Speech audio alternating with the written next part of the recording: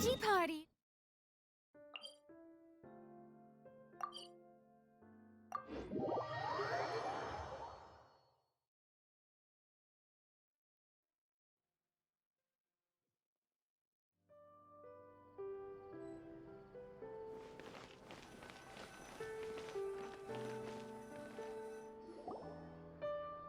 Hey, Catherine, it's us.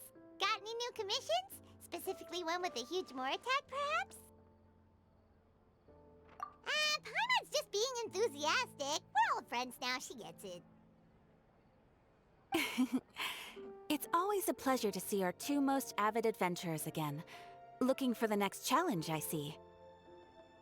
Actually, we do in fact have a rather urgent commission that is still open. Having read the details, however, I don't believe you'd consider it to be lucrative. Don't worry about that. We were just kidding. So what's the situation? To put it simply, the requester is looking for a temporary replacement actress for their musical. The original cast member ran into some issues and is currently unable to perform the role. But the troupe has also been experiencing some financial difficulties, so unfortunately they cannot afford to pay the replacement actress. That does sound like a tricky situation. So basically they're looking for a volunteer? That's right. Our adventurers reached out to many actresses, but none of them were willing to take the job.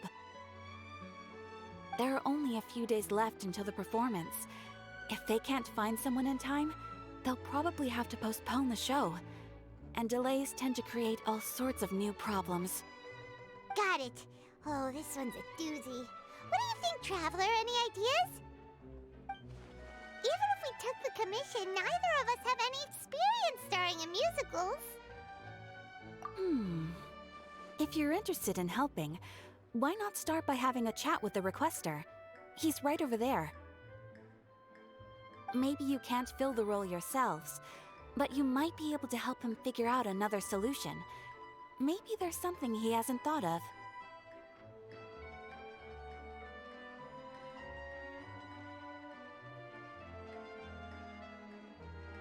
Oh, it's that guy, huh?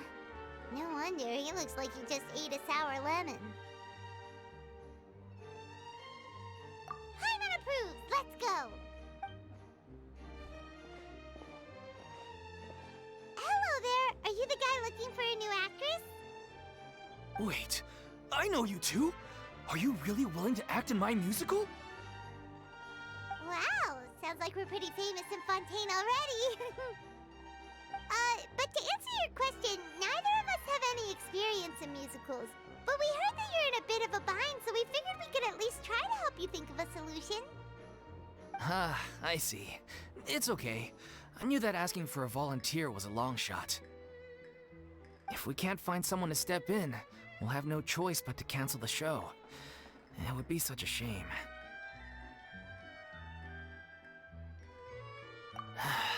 That's the thing.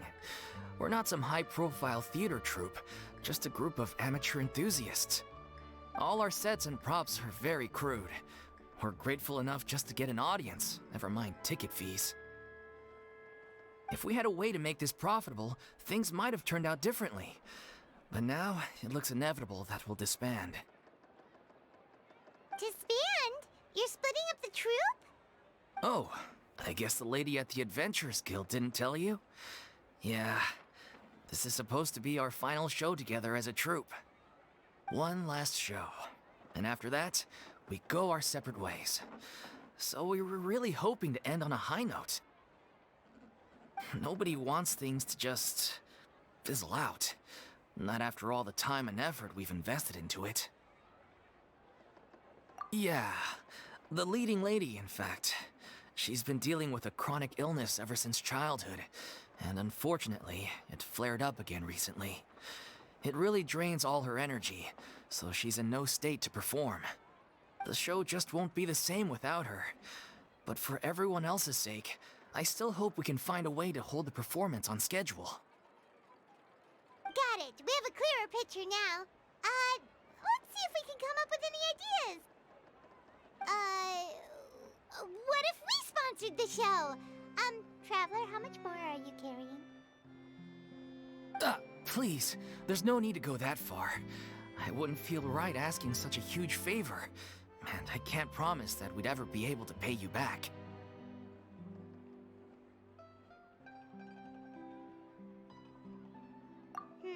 Good point. If the actress just goes through the motions for the Mora, that's not exactly rescuing the show. We should find someone who will put on the best performance possible. Oh, wait! What about... you know who? That's how you know we're the best of partners. Anyway, she should have all the free time in the world right now. She's really good at performing, and she was once super popular with the crowd. Performing in a musical should be a piece of cake for her.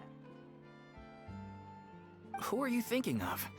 Sounds like someone famous.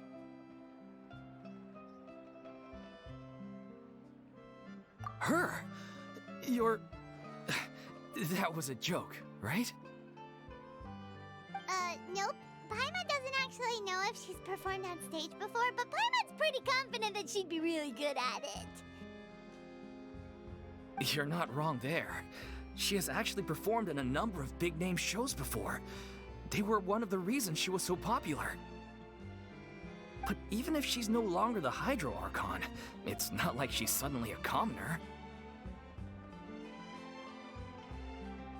She's still an idol to many people in Fontaine, including myself. I just think Lady Furina might feel a bit out of place in an amateur troupe like ours.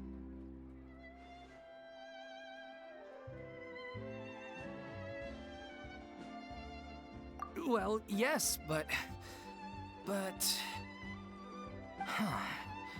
Fair enough.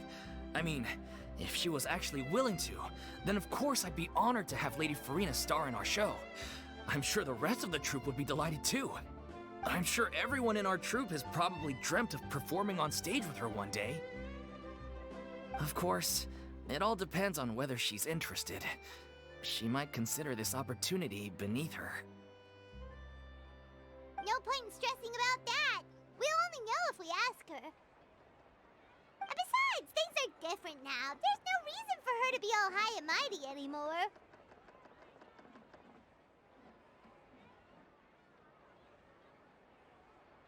Thank you for your help.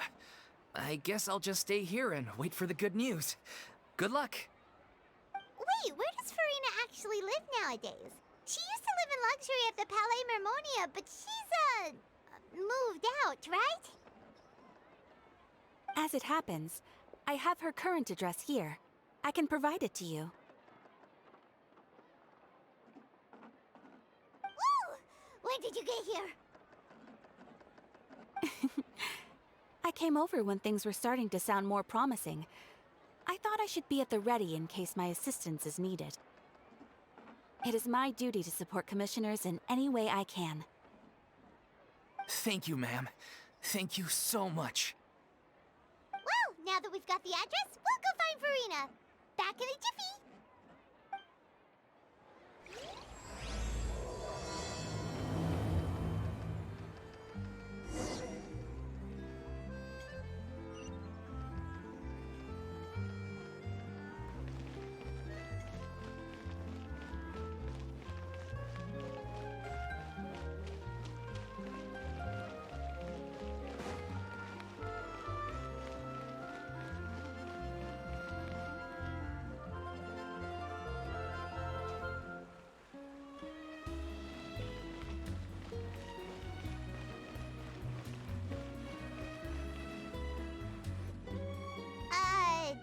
Did Catherine really give us the right address?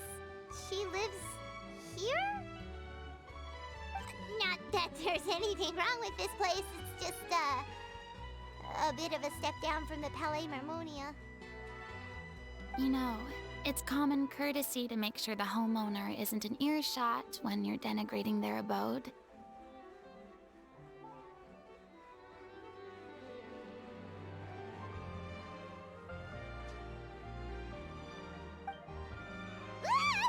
Okay, when did popping out of thin air become all the rage? First Catherine and now you? I was just out on a shopping trip. I ran out of macaroni, so I went to grab a few more bags.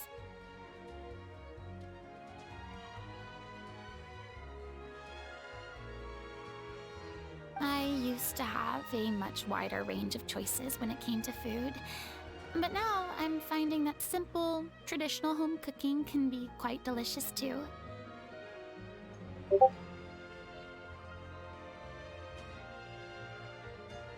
Not at all. As long as you have different kinds of sauces in, you can have macaroni and tomato sauce one week, macaroni and bolognese the next.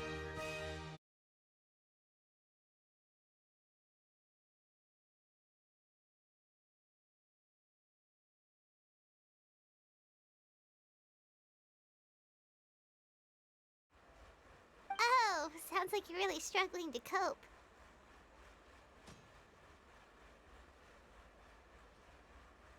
How rude! Questioning my cooking skills. The audacity!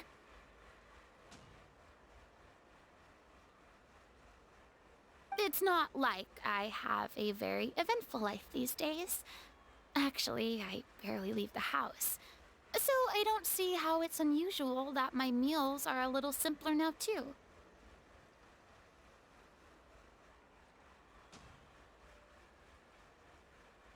Besides, I'm sure I could master dishes like la lettre faucilor or blubber profiteroles in no time, if I felt so inclined.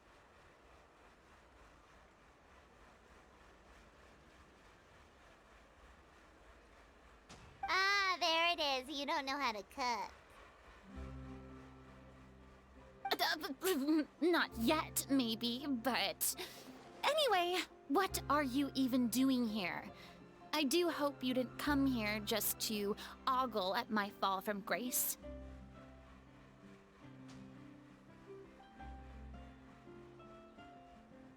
Let me first be clear that I'm not taking guests at this time. So if you're just here to clown around, then please be on your way. Shoo!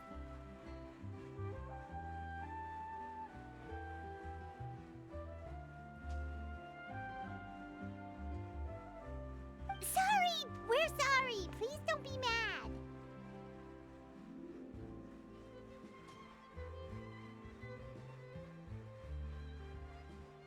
Yeah, exactly! What the traveler said! Paimon wasn't trying to make fun of you.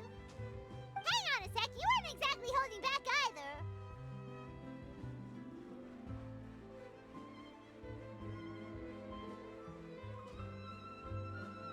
My help? Well, maybe you're forgetting that I'm no longer the mighty Hydro Archon. I don't even have a vision, you know.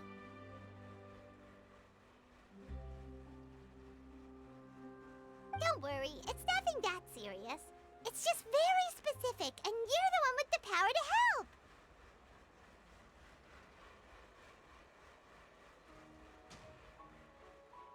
Oh? Well, if that's the case, then fine. I'll spare you the lecture about your attitude just now.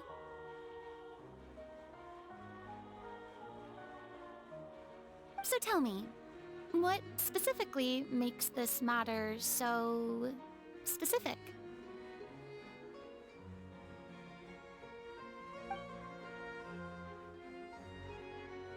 Ah, I see. I knew you couldn't have come all this way just to amuse yourselves at my expense. After all, I was once the brightest star in all of Fontaine, well-versed in all the various performing arts. A mere musical is well within my capabilities. But given the present circumstances, I'm afraid I must regretfully decline your casting request. How come? It sounds like this would be a breeze for you! True, but I have made a decision to retire from the stage.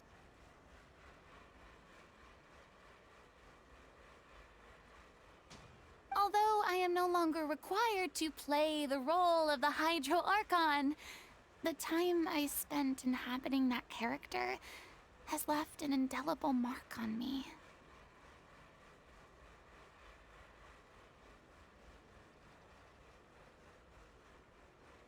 Centuries of pretending to be a different person changes you completely.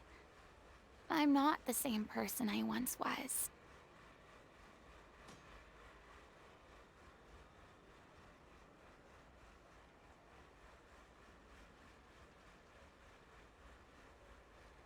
Of course, that can't be undone now. It's too late, and I have no intention of reinventing myself all over again.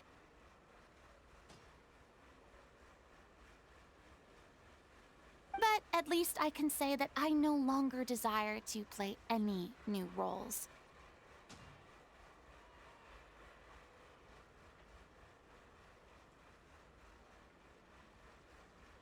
Paimon can understand, but this is just a one-off part to fill in for someone who's sick.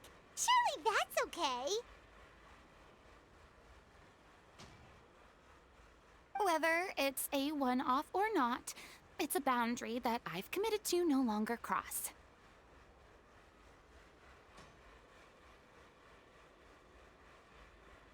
If I make an exception to the rule now, I'm just leaving a back door for myself, which would be the same as not having a boundary in the first place. So I'm not going to perform, and that is that. Okay, guess there's no convincing you. Well, is there anything else we can do to help out the troupe? Otherwise, they'll just have to disband without any fanfare. Do you know any other actors who might be interested in the role?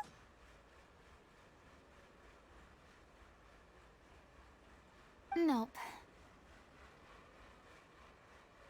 Short and to the point, okay. I've never been great at maintaining relationships.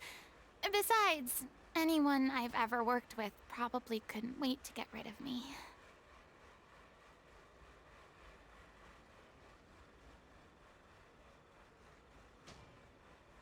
Since I'm just an ordinary person now, they'll probably just laugh in my face if I go asking them for help.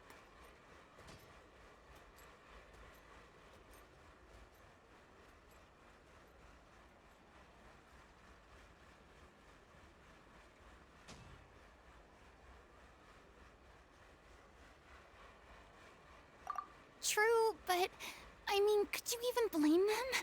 I show up out of the blue, begging and groveling for their help with a show they won't even get paid for? Ooh, no way. I'm dying from embarrassment just thinking about it. Nope, not happening.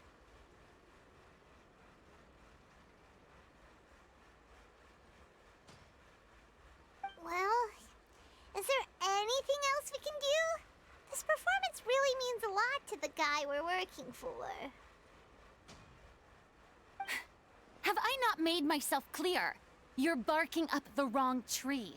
I don't want this job, nor do I know of anyone else who would.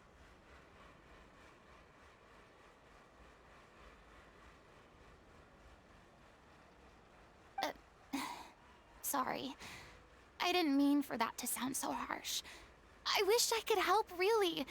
But if I thought I had the answer to this problem, I would have said so by now.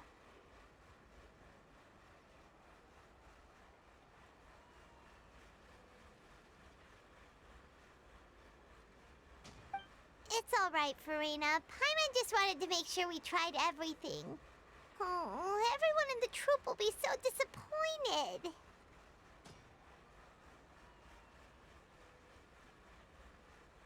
Yeah, I guess that's all we can do now. All right then, we'll see you around, Furina. Toodaloo to you too. I'm going home to take a rest now.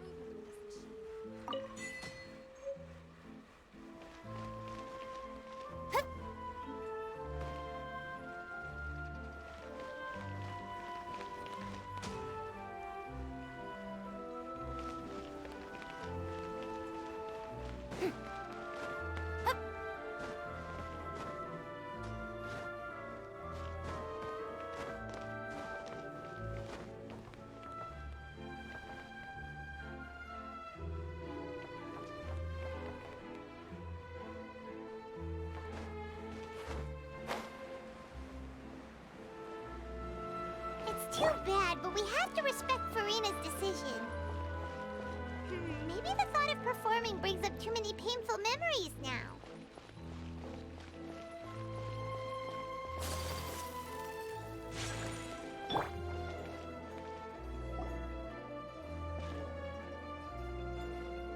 Huh? What's going on? Are they arguing? That's besides the point. I'll ask you again. Why did you start looking for a replacement without my consent? When did I tell you I'm going to take a step back? You didn't need to say it. We've known each other for how long now? We know the signs. But you never tell us about your illness, even when it's clearly flaring up. And that gives you the right to make a decision on my behalf? Shortly after you left, the troupe's lead actress came to the Adventurers Guild. She believes that she's healthy enough to perform. Excuse me, but can you both take a moment to discuss something else for now? The adventurer assigned to your commission has returned. Sorry, I was just dealing with a little misunderstanding. So, how did your conversation with Furina go?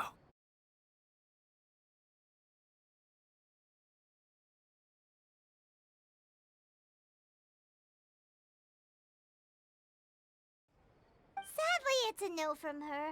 We tried to persuade her. She doesn't want to play the role for personal reasons. I see. Well, circumstances have changed a little, so maybe that's not such bad news after all. You see, our leading lady has just informed me that she's well enough to make it to the show after all. Staging the musical with the full original cast was always the dream, of course. Oh, right! Sounds like everything worked itself out then.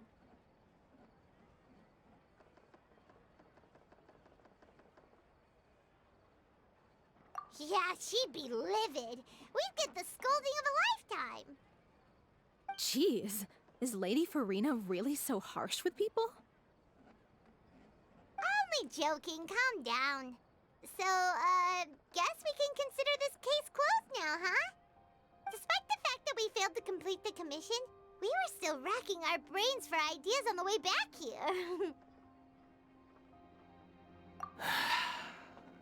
Look, there's no point arguing with you about this anymore. You've made yourself very clear, so I'll stop looking for a replacement. This is the last chance we have, though. If your illness flares up again, there won't be time to find anyone to replace you. So, are you absolutely sure you'll be able to handle it? The whole team is putting everything they have into this final performance. We have— Yes, I'm completely confident. I've been taking a new medication from the doctor, and it's working brilliantly. I'll definitely be able to tough it out until the performance day. I share everyone's desire to commemorate all our years as a troupe with a proper farewell show. So the last thing I want is to be left out. Every one of us thinks of this troupe as their home, myself included. You're right. I'm sorry. I let myself get too worried about the show. I should have asked for your permission first. All's well that ends well. Sounds like the show will go on.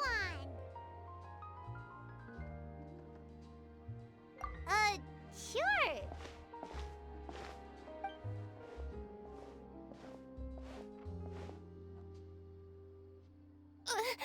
Hey, how did you... I was just passing by because I realized I forgot a couple of items on my shopping list. All right, I'm coming. No need to drag me.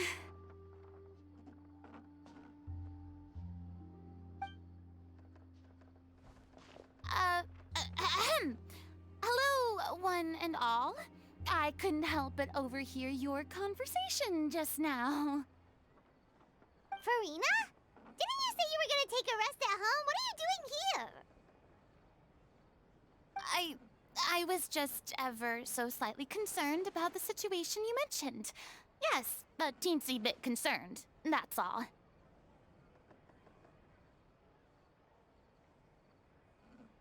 When you came to talk with me earlier, I jumped right to explaining my position and said some strongly worded things.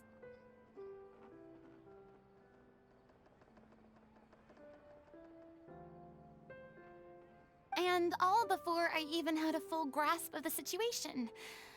Anyway, I just feel a bit bad about how it went down.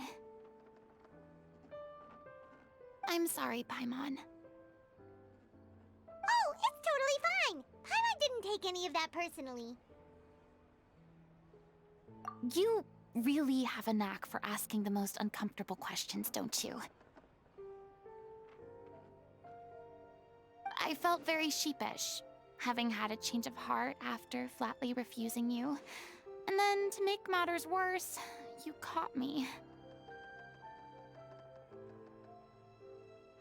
But in any case, it sounds like the issue has already been resolved. Yeah. When they said they were gonna ask for your help, I almost had a heart attack. I mean, how could we be worthy of having Lady Furina star in our show?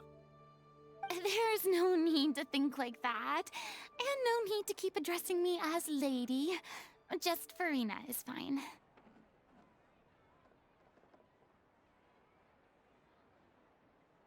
I was wondering, if this troupe is so important to all of you, why does it have to disband?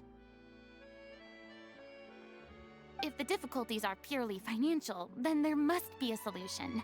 You could put the shows on pause while you look for a sponsor, for instance.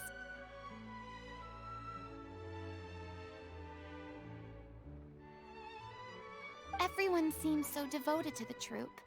I'm sure if you keep chipping away, you'll find a way through.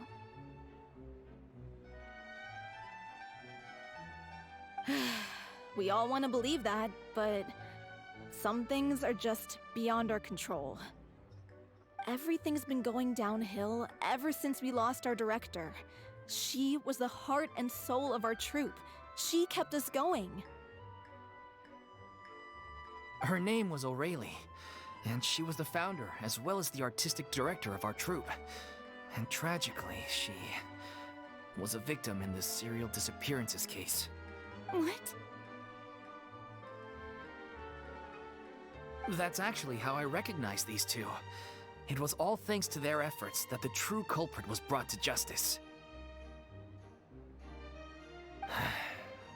But still, no sentence can bring our director back to us. She was a loyal fan of your performances, Miss Furina. They were what first inspired her to get into musical theater.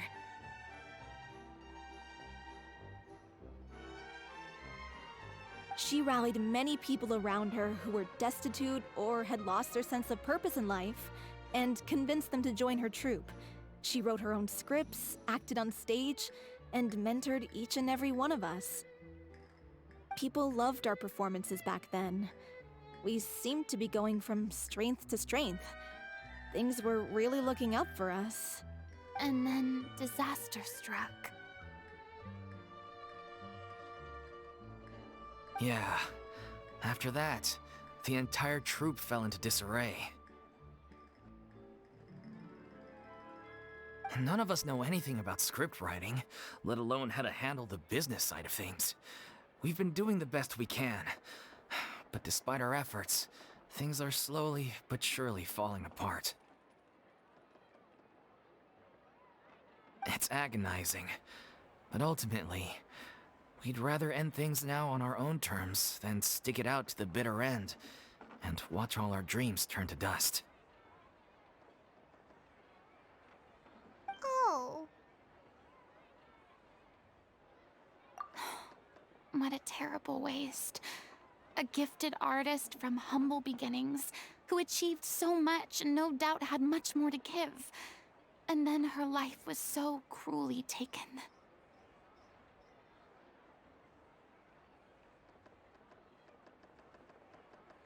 I suppose it's fair to say then that this final show, besides being your farewell to the stage, is also your final gift for her? Yes, exactly. We all miss her terribly. Well, good thing I followed the Traveler here. After hearing this tragic tale, I can no longer stand by and do nothing.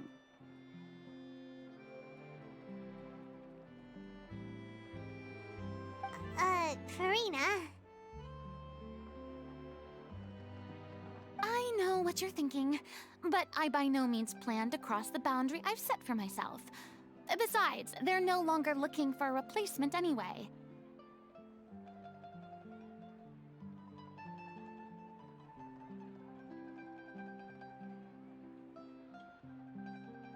I can, however, provide some artistic guidance from the vantage point of a highly experienced audience member.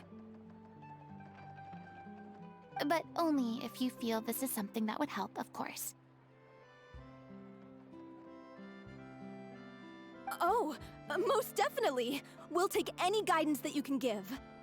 We unfortunately don't have any budget for a consultant, though. Will that be a problem? I don't need any compensation. All I'd ask in return, if you're willing, is that you tell me some more about the life and work of your late director.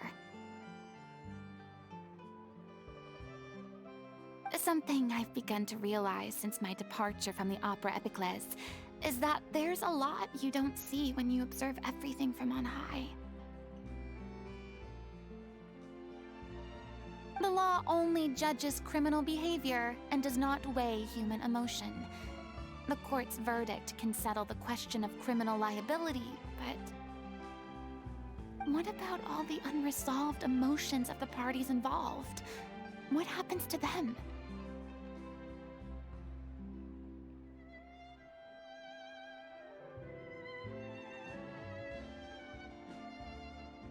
An interesting answer.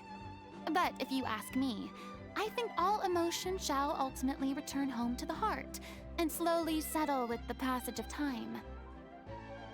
Take, par exemple, how this troupe pines for their late director. Things such as this I have never witnessed before, and so I should like to observe, perchance to understand. Huh. Still a fan of your old dramatic monologues then, huh? You just want to get back in on the action, don't you?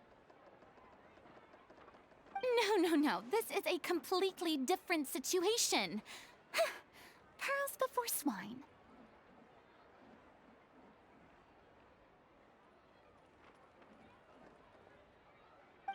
The name's not Swine, it's Paimon! Would you be willing to join me? Come on, take a break from adventuring to listen to a story.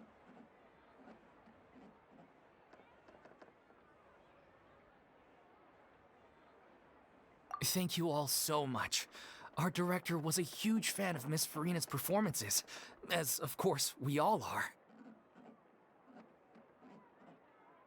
Alright, follow me. We'll go to our usual practice space. Please excuse the size. It's a little on the smaller side.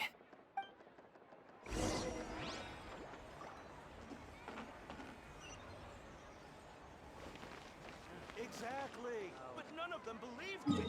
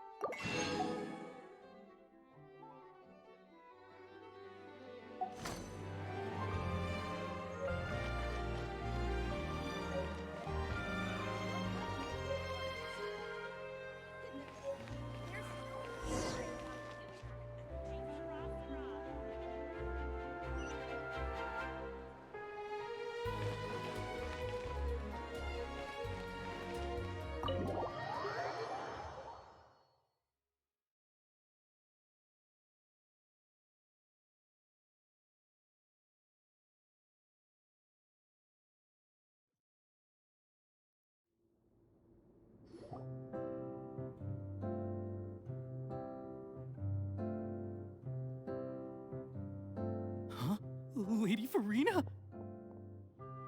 What's Lady Furina doing here? Hello, all. Allow me to explain. As of today, Miss Furina will be supporting our production of The Little Oceanid in the role of artistic consultant. These two over here are the ones that made it possible. They kindly reached out to Miss Furina on our behalf. I'm sure they need no introduction. You bet! That was the trial of the century! You helped bring our director's murderer to justice. We can't thank you enough. Oh, please don't mention it. We're just here to join in on the fun. So, you were saying the Little Oceanid?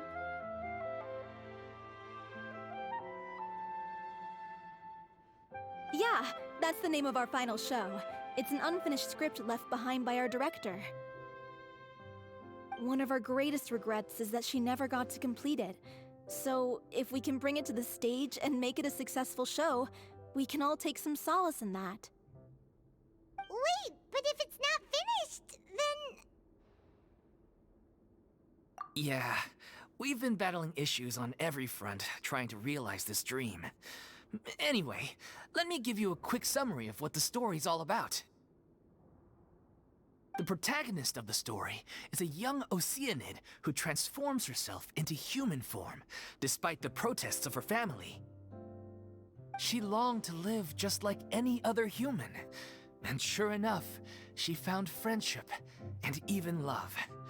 Everything seemed perfect.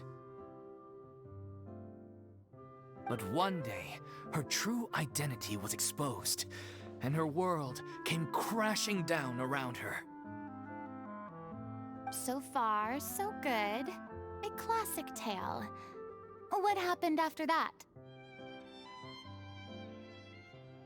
That's one of the issues we've been trying to deal with.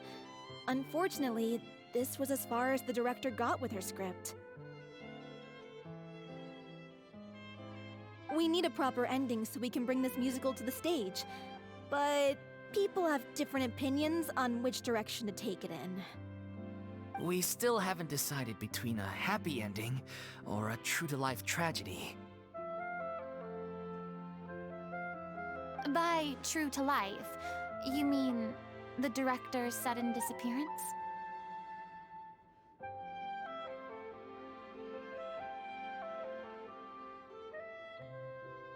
Yeah, like they say, truth is stranger than fiction.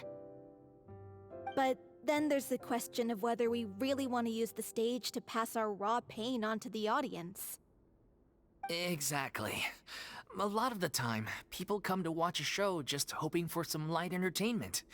We have to consider their emotional stake in this, not just our own. And one last thing. We're still waiting on confirmation from two of our main actors.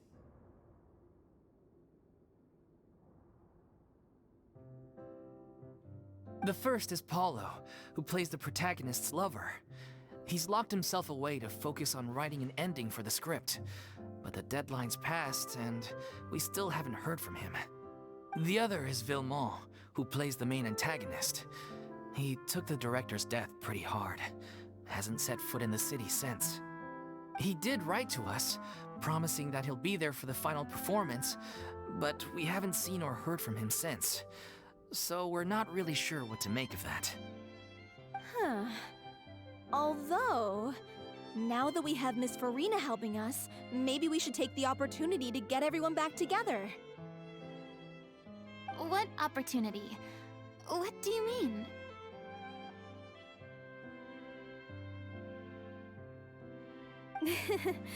Maybe you're unaware, but your name has always been like a rallying cry for us. Our director was constantly singing your praises. All of us look up to you as a role model.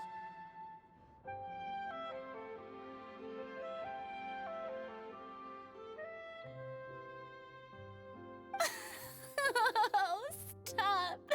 You're making me all flustered. Although, not in a bad way.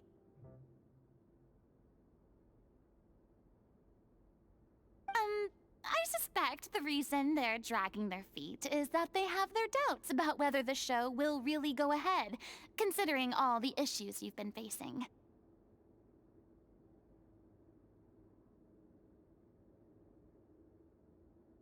But one by one, all the obstacles are being removed. Now is the time to rally the troops. Makes sense.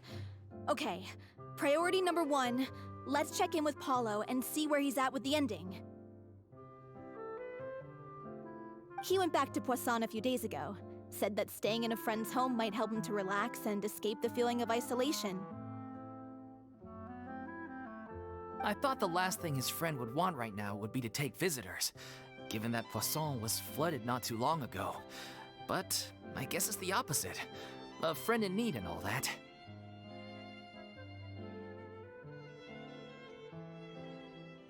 Yeah, maybe he could use some company. Poisson.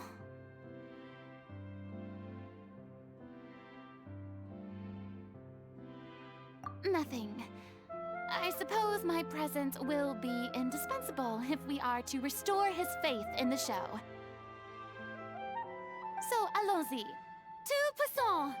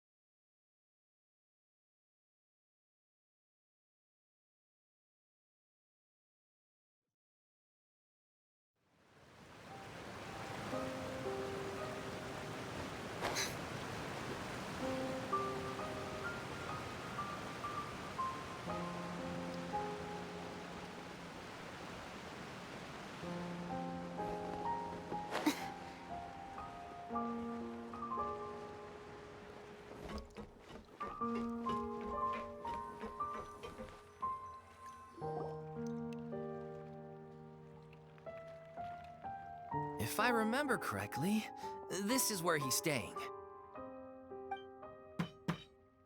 Who is it? It's me. Is the script ready?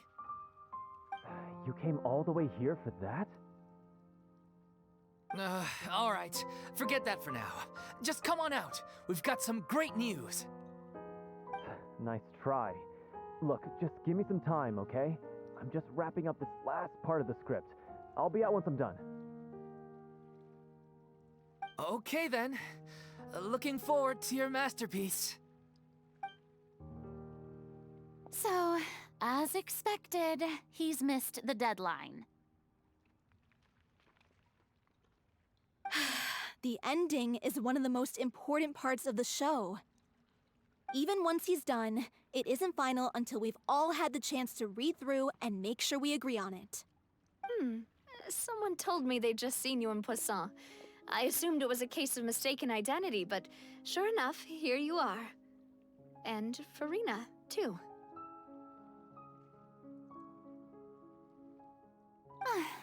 I was wondering if we might run into her.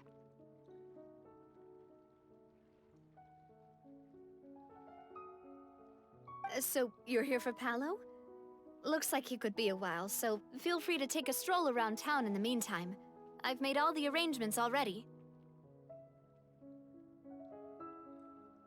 Oh, it's okay.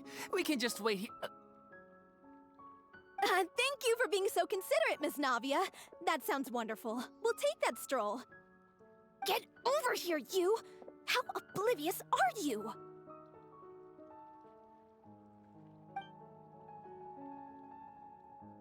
How are things in Poisson now? Any better? Things are on the mend, but it's a slow process. Some people may never recover from the trauma they experienced.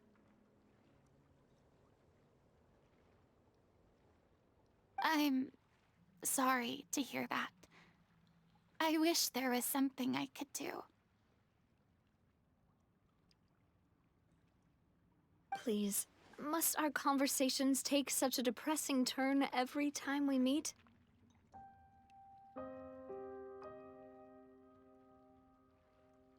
We all have painful memories, but we don't have to let them cloud everything we do. And if you're trying to make a new start, perhaps it's best if you don't bring up the past all the time.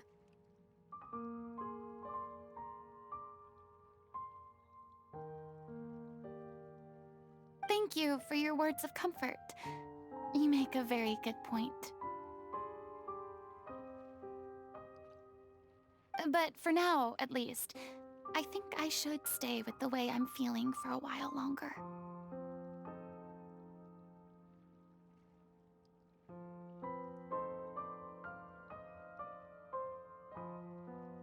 It's okay.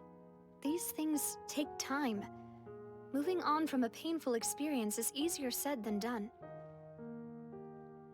Which brings me to why I'm here. I thought you should probably know that not everyone here is ready to forgive and forget after the Hydro Archon's inaction in the face of catastrophe.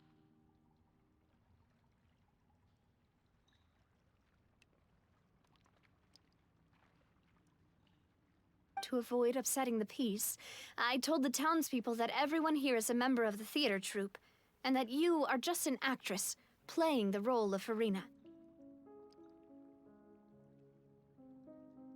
It's not a perfect solution, but hopefully it means you won't have to lie low while you're here. That's so thoughtful of you, Navia. Well, what do you expect? I am the courageous and considerate president of Spina di Rosula, after all, like my father before me. Anyway, that was all. Look after her now.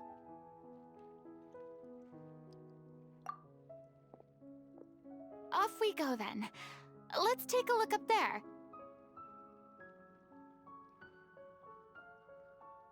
I don't have any friends that I can be frank and honest with, so maybe she's right. You're the closest thing to friends that I have.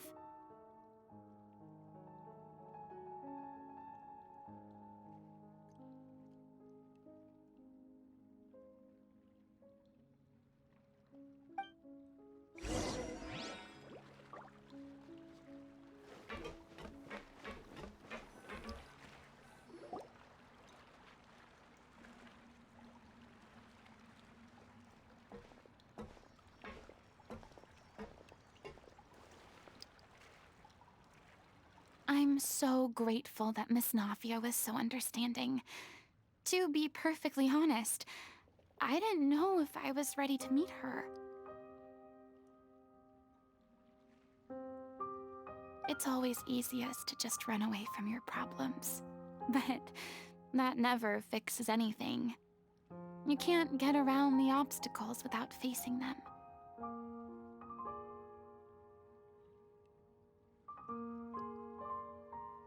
So that's why you were nervous when they brought up Poisson. Yeah.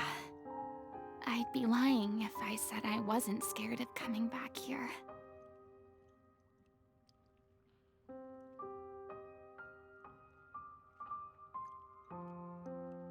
Still, I felt it was something I had to do. As I was saying before, I want to see for myself the things that I never could in the past.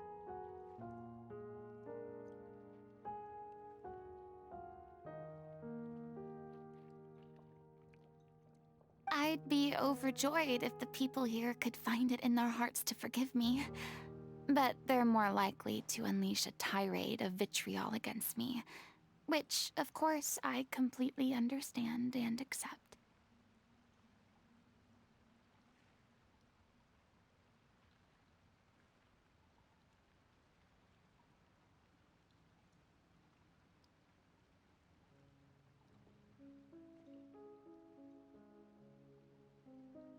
Yeah, I can tell people are watching me.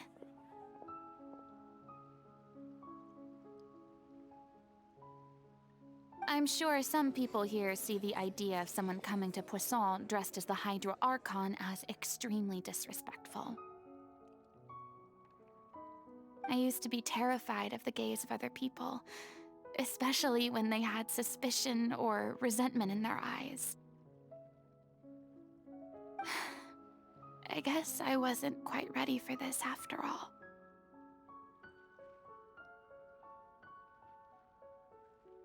I'm not surprised you're making yourself go through all of this.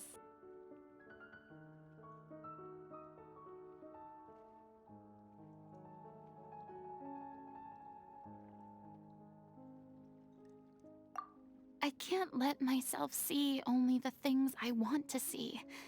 How would that make me any different from before?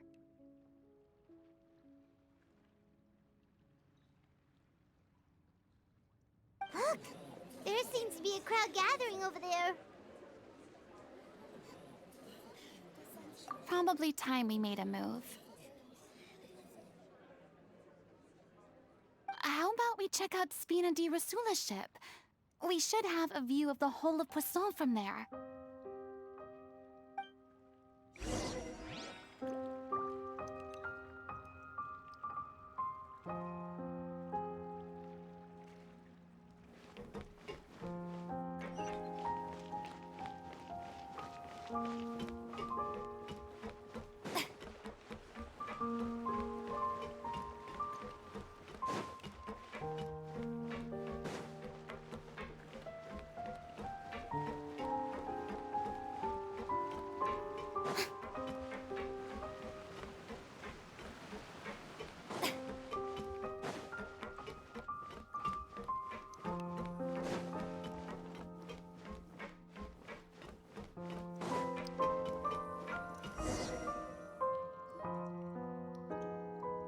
I'm sorry. You probably just wanted a relaxing stroll, and here I am dumping all this heavy stuff on you.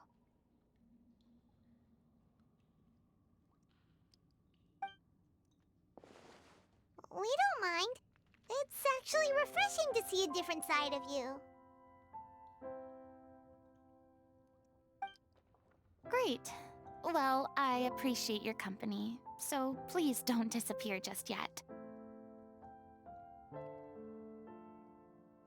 I don't know whether you can tell, but the years of suffering and loneliness aren't the only reason I have a hard time facing up to who I used to be.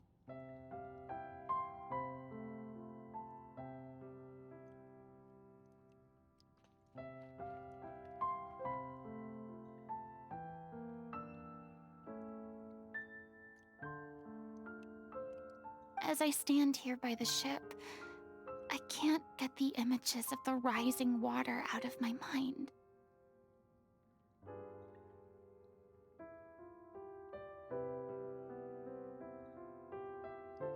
One after another, people were taken by the water.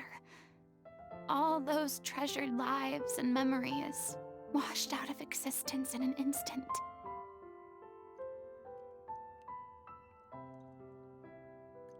They thought their god would protect them.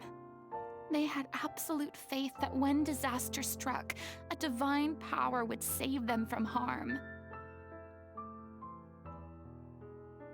And all the while, I played my part to perfection to convince them that was true.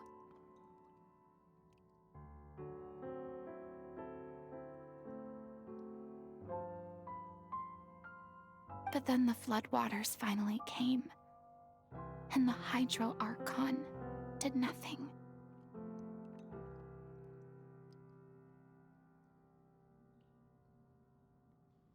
You shouldn't look at it like that. You were only doing your duty.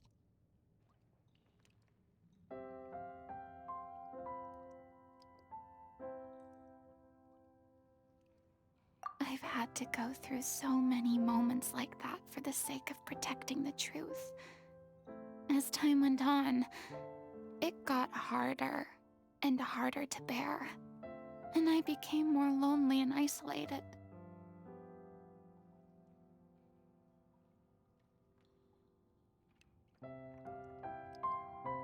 Eventually, I realized I had nothing left except the truth. I became terrified of completely failing in my task, and was haunted by the thought of being left all alone, weeping on my throne.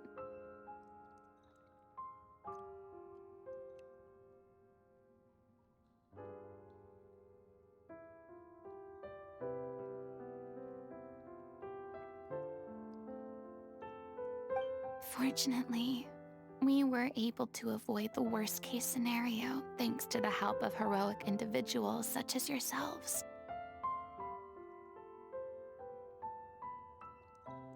Everyone rose to their responsibilities, and I finally regained my freedom.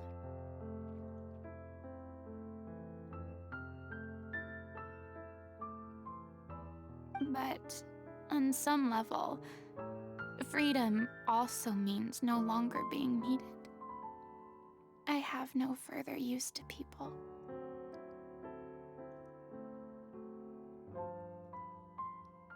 Paimon would have never imagined you'd see it that way.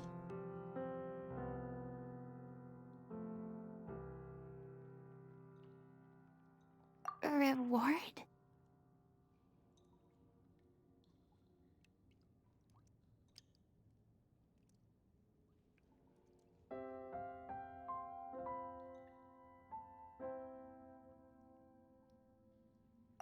I guess so. Back then, I didn't even dare to dream about having someone to confide in. I was scared of someone recognizing me for who I truly was, and exposing the secret I swore to protect.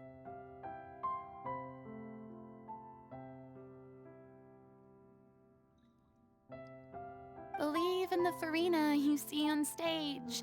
She is the one you can trust.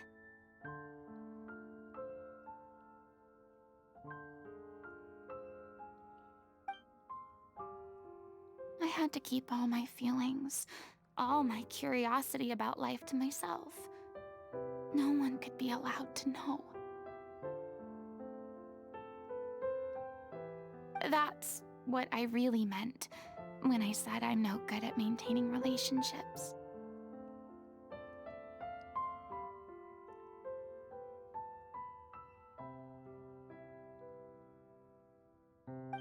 So that's where you were coming from. Paimon totally thought you were just a bit of a diva at heart.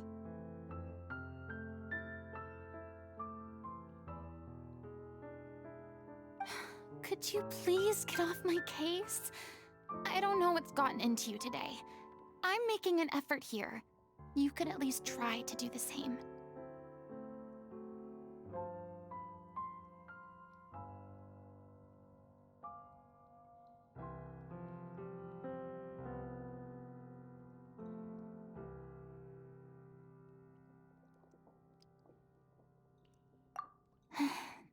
I do. I once had nothing but the truth, and now I'm finally free to live my own life again. And even though I have no idea where I'm going right now, at least the choice is in my hands.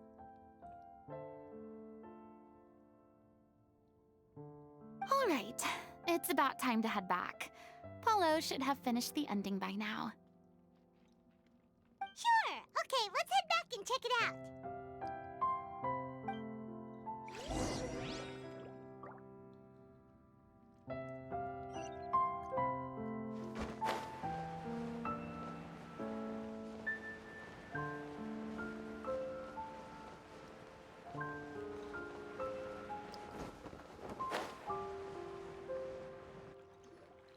Didn't you say you needed to watch what you eat?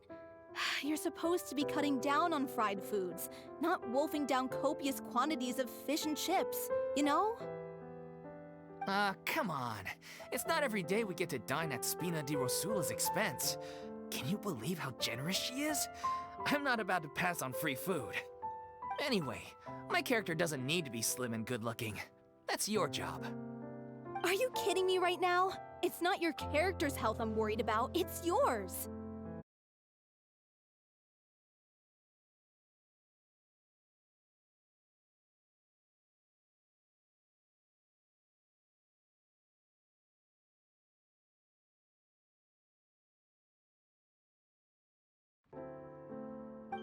I've spent my whole life battling the effects of ill health, and it kills me to watch you willingly ruin yours by filling yourself up with junk all the time. Oh no, looks like they're arguing again.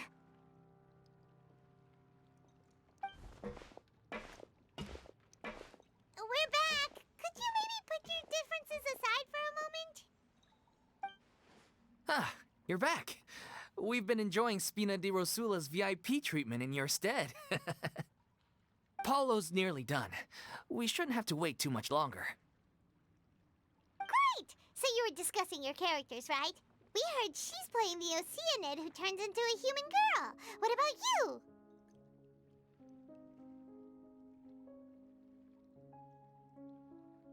Me? I'm an Oceanid too. He was originally supposed to take the form of a crane, but he outgrew that role. Well, the costume at least. So now he's playing the boar instead.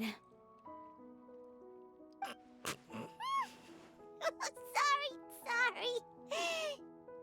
The boar's not a bad character, actually. He's the one who raises the little Oceanid, yes?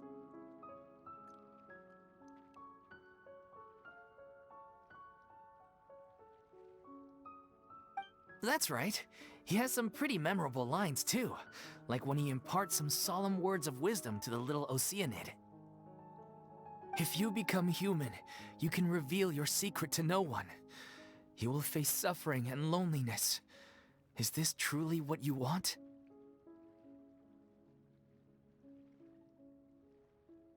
Wait, that sounds kind of familiar.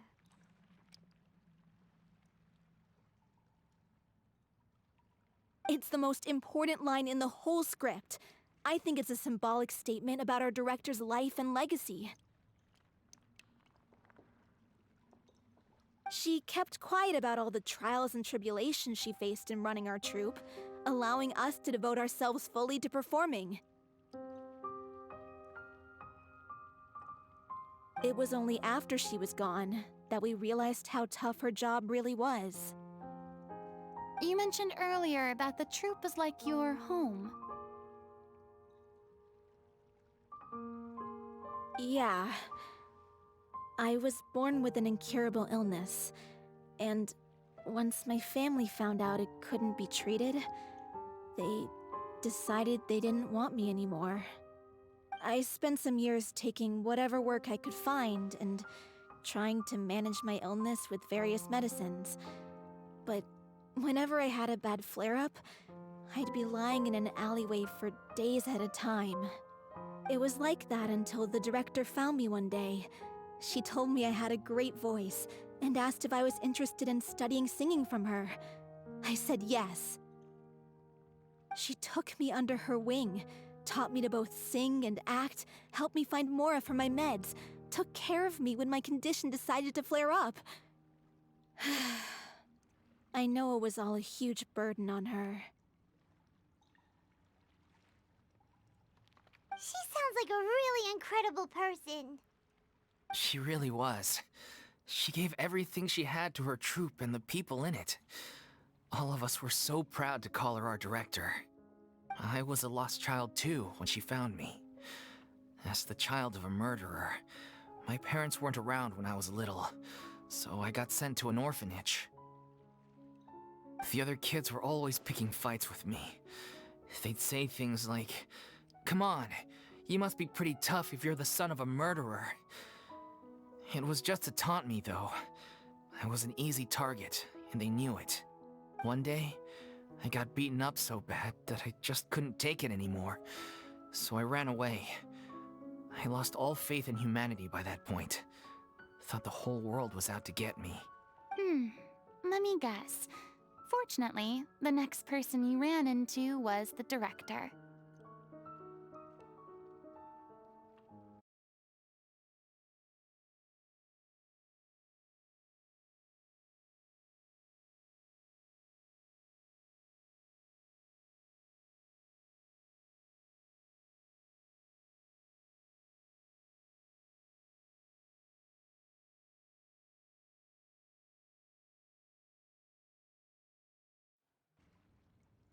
Yeah, For the first time in my life, I was somewhere I felt safe.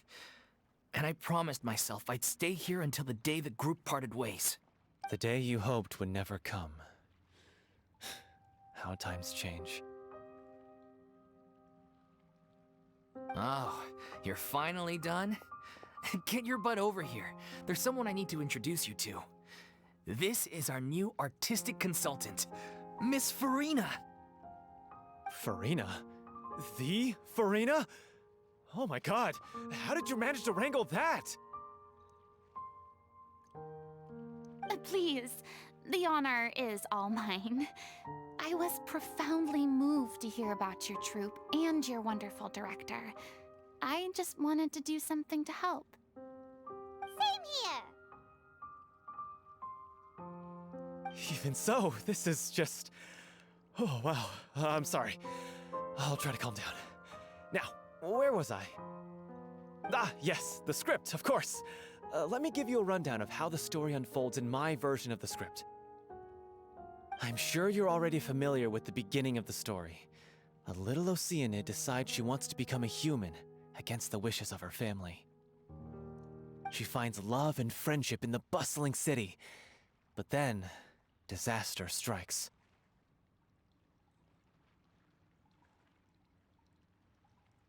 The people start to notice that all the fresh water in the surrounding area is slowly disappearing.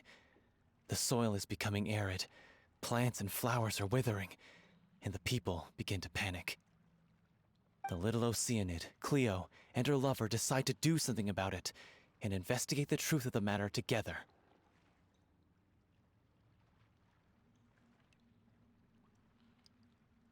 In the end, they discover that all the waste and pollution created by humans over the years has caused the fresh water to flee the land, as if driven by a consciousness of its own. Consciousness? You mean the water is sentient? Water as a conscious entity. There's actually quite a few stories that explore this theme.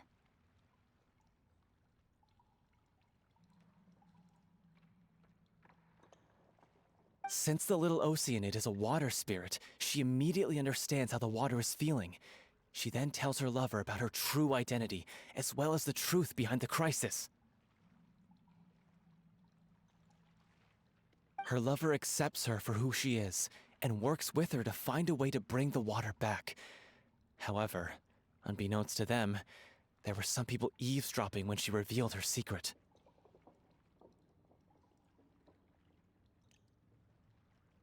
The little Oceanid is accused of being directly responsible for driving the water away, and faces the greatest dilemma of her life. And then? In the end, she makes the brave decision to sacrifice herself to save her lover, and the rest of humanity. Huh? But didn't they all treat Cleo like a villain? Why would she want to save them after that? Well, she mainly wanted to save her lover, plus everyone who'd stood up for her. Through her love for her human partner, she was able to find an even greater love, one that extended to all of humanity. Surely the biggest strength of Cleo's character.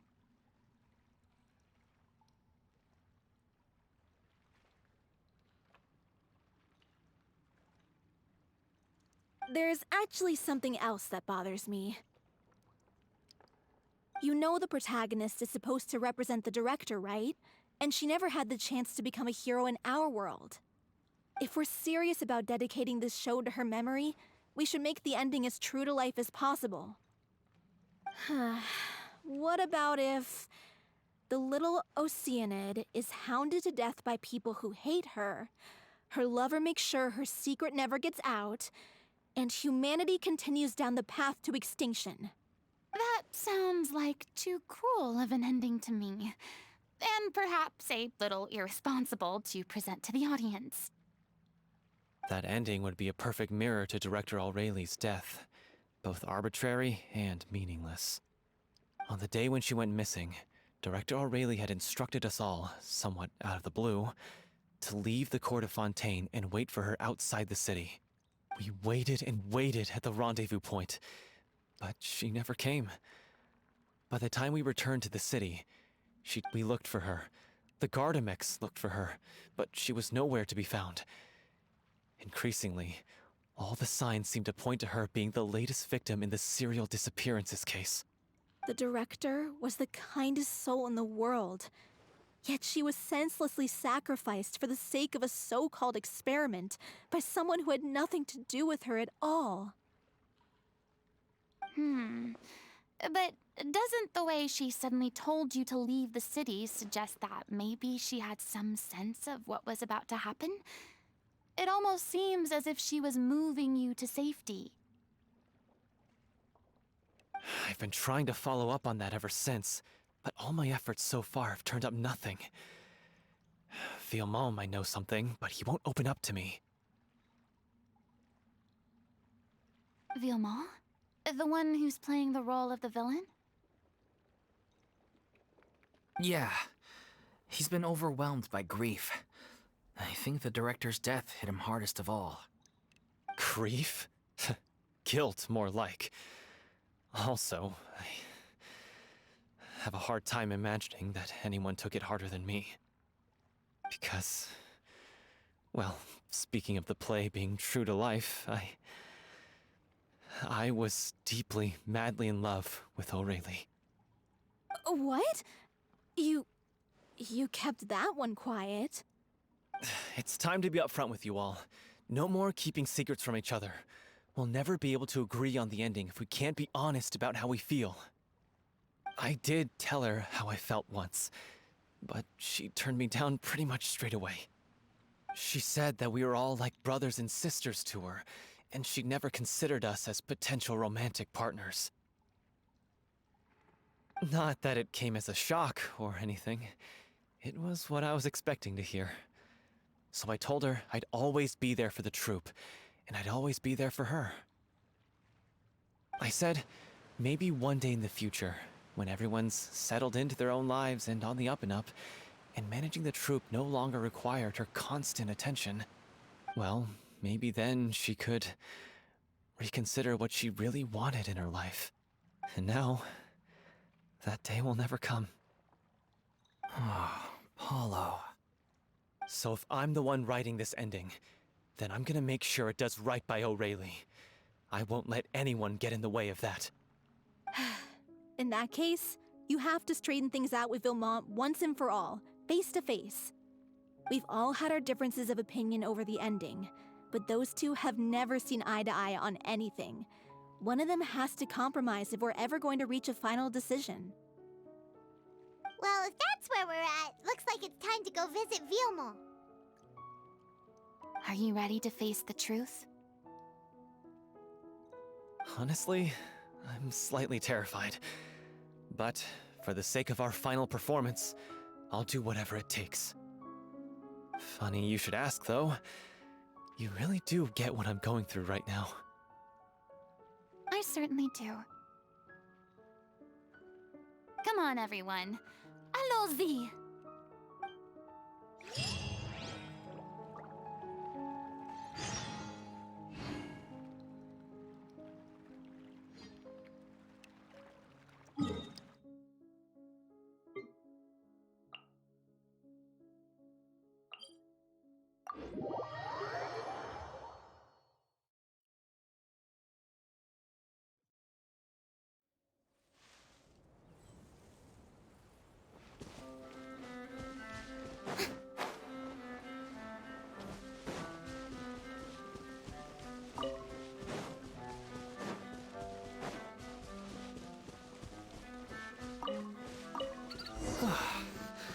This is tough going. Delphi, are you sure you can manage in your condition? I could ask you the same question. Try to keep up.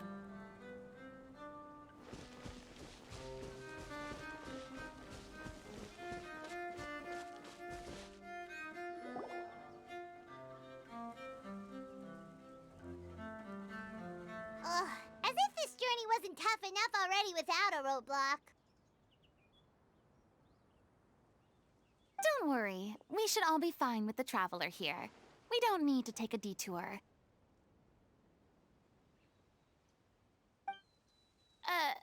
Wait, why are you all looking at me? You're not seriously expecting me to fight, are you? We're just curious, that's all. I don't think anyone's ever seen Furina in a fight before. Yeah, but don't you remember why? The Hydro Archon willingly gave up all her power so it could be converted into indemnitium. Miss Furina said so herself. Precisely! And I'm not even the Hydro Archon anymore, so all my power is gone anyway. As much as it pains me, unfortunately, I should just stay put. I'm more like a damsel in distress more than anything. That sounded so smug. Ugh, secondhand embarrassment is unbearable.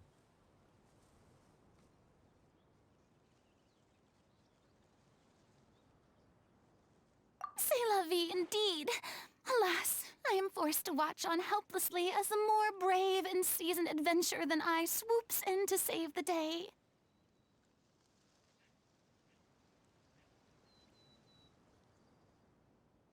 Aw, too bad. I was so pumped to feast my eyes on fight mode Furina. Sorry to leave all the heavy lifting to you. Don't worry, piece of cake.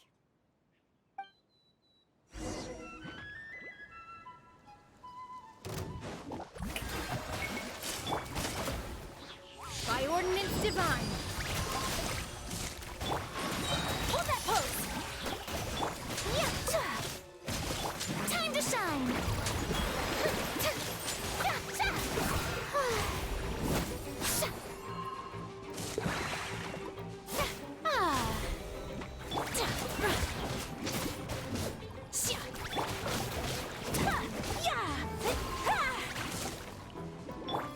Smile!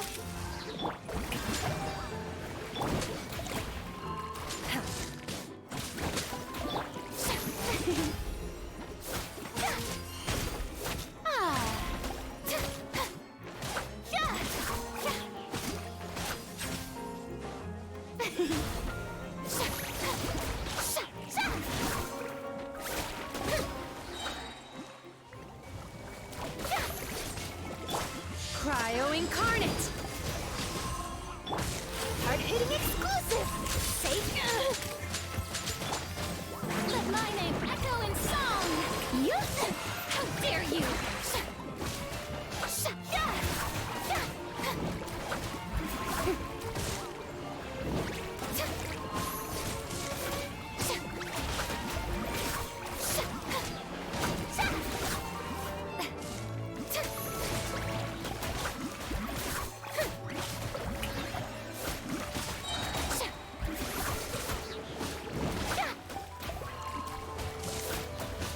Time to shine!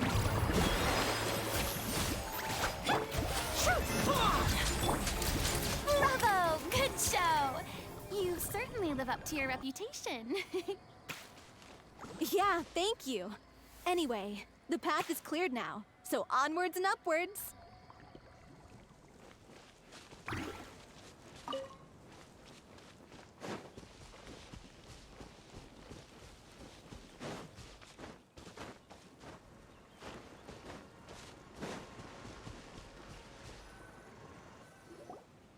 Vilma, are you there?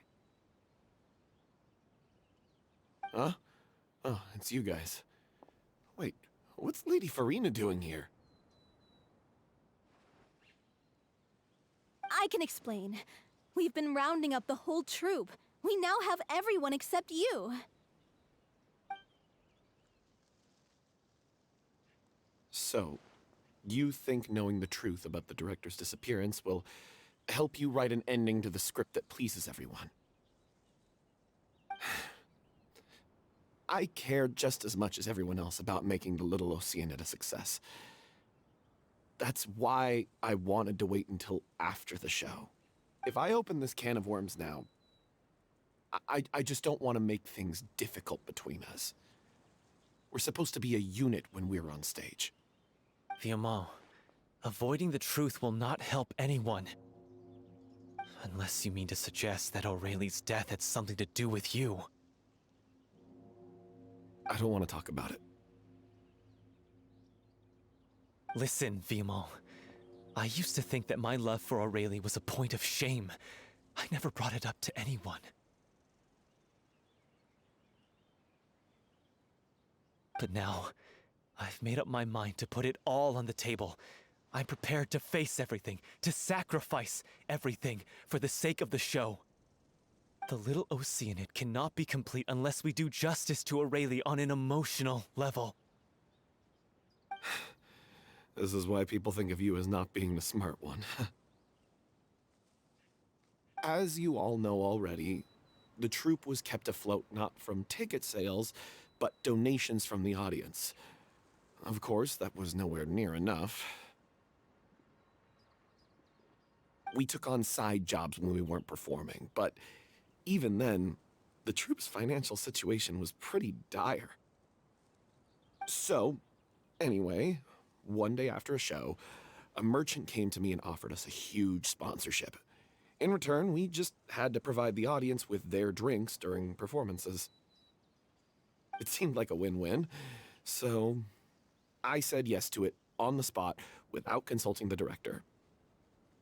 It was only when the merchant came to deliver the goods that I realized the drink in question was synth. Isn't that the drink paddled by the culprit behind the serial disappearances case?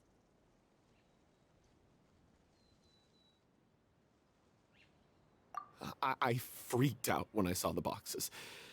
And I told the director everything right away. She was completely shocked as well. But she didn't reprimand me for making the decision without consulting her.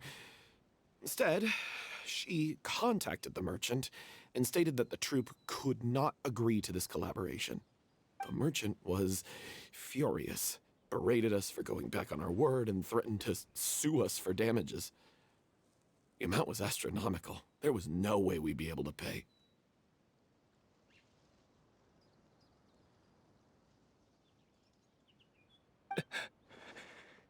And then?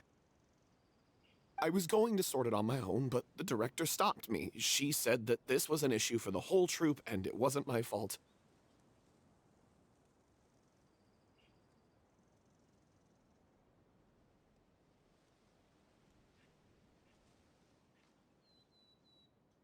But things only got worse from there.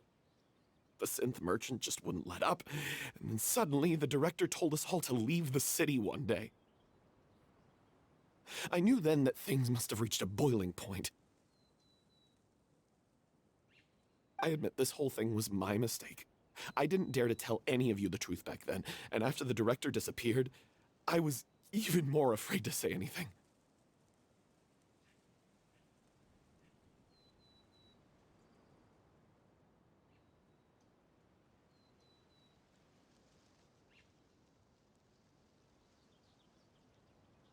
Yeah, I got Aurelie killed.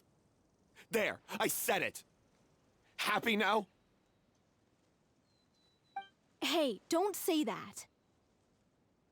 You traitor! You knew Aurelie was in danger. Why in God's name didn't you tell us? What do you mean, you were afraid? This was a life and death situation. We could have saved her! How could you be so stupid? Please, try not to get too worked up. Yeah, listen to him. You need to stay calm. Stay calm? How can I stay calm? This guy got Aurelie murdered. She was the love of my life. And he has the gall to try and high-road us, claiming that he kept his mouth shut for the sake of the show. How about taking some responsibility for what he's done? All I can say is I'm sorry. Truly. I wanted to apologize to everyone in the troupe, but that won't bring back the director. What good is my apology now? I'm just a coward who made an awful, terrible mistake that I can never take back. Beat me up if you want. Kill me if you prefer. It's what I deserve. End my life so I can meet the director and apologize to her in person. Get out of my sight! Go! Get lost! I don't ever want to see your face again! That's enough! You've screamed and shouted at each other for long enough. Now pipe down, both of you! Can you stop conflating the show on stage with your real-life relationships in the troupe? You keep saying that you want to use this final performance to pay tribute to your director and celebrate her life. How can you do that if you're just using it as an excuse to vent your own emotions? You're right. I'm sorry. On stage, the lead role is the focal point of the audience's attention. And you're all used to seeing the director as the heart of the troupe. But in her own life, her greatest desire wasn't to be the center of attention. I can tell how much she loved you all, and how much she loved the troupe. What she wanted was to build a warm home for all of her brothers and sisters. To shield you all from the storms that rage in the world outside. That's how you should remember her. And that's what you should be celebrating.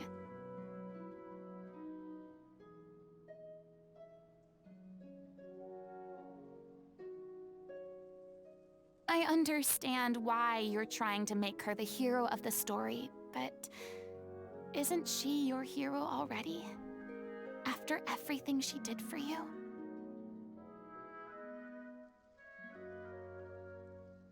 Yeah. So think hard about what that means. And then think again about what you hope to achieve by arguing with each other. If you really hate each other and can't reconcile your differences, then you could just call it quits now. Why bother with the final performance if the group is already fractured?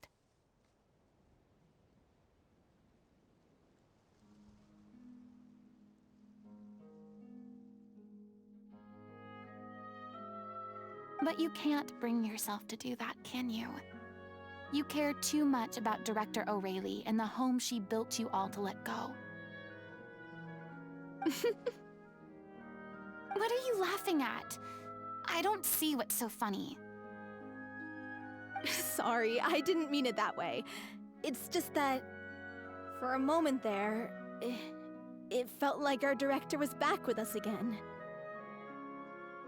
If she'd seen Paulo and Vilmont at each other's throats like that, she would have scolded them exactly like you did, in that same stern voice.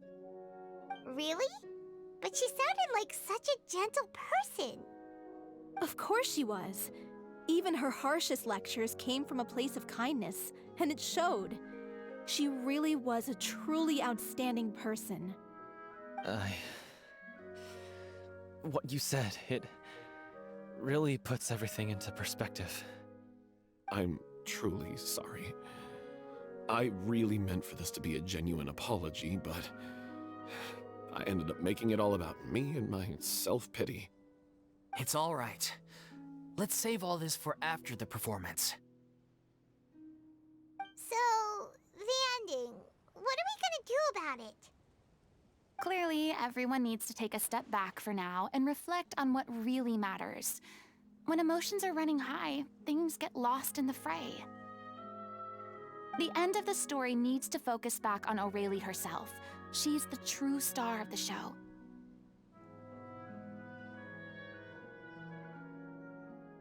What do you mean? The Traveler is right. You once investigated that underwater synth base and recovered items belonging to the victims. If you could find anything that O'Reilly left behind, perhaps we can get a better sense of what she went through in her final days. You really think that's possible? I trust that nobody would object to the ending of the story being based on Aurelie's true feelings? No. Well, we'll leave this in your capable hands. Come, let's pay a visit to the Palais Mermonia. The rest of you, head back to the rehearsal location for now, and wait for our good news.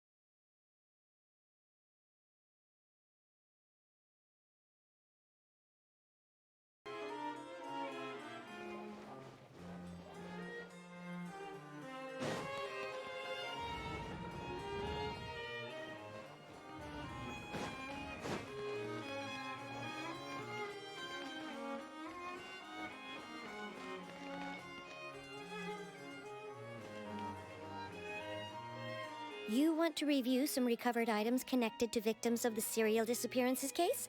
But, that case has been closed for quite a while now. Still, since you were the ones who discovered and submitted the evidence in the first place, you don't actually have to submit an application. Okay, please hold on. I'll have...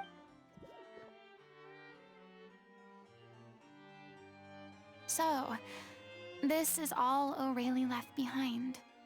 Just whatever she was carrying on her person and this tattered old notebook.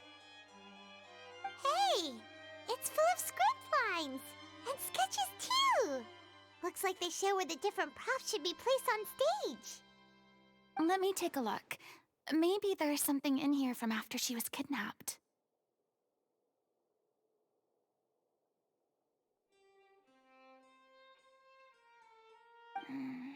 Aha! I found something. To whoever discovers this diary. Let's see. Looks like she kept a detailed record of her captor's actions. She even mentions the truth behind the experiments on dissolving young women. If we'd had the chance to examine this notebook carefully back then, it would have been a conclusive piece of evidence proving Vacher's guilt.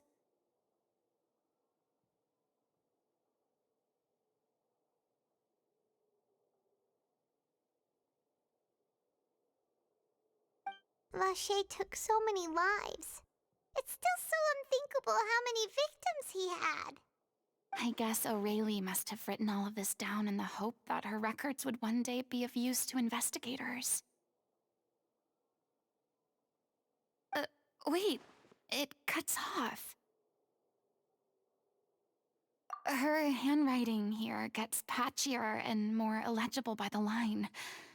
She probably didn't have much strength left.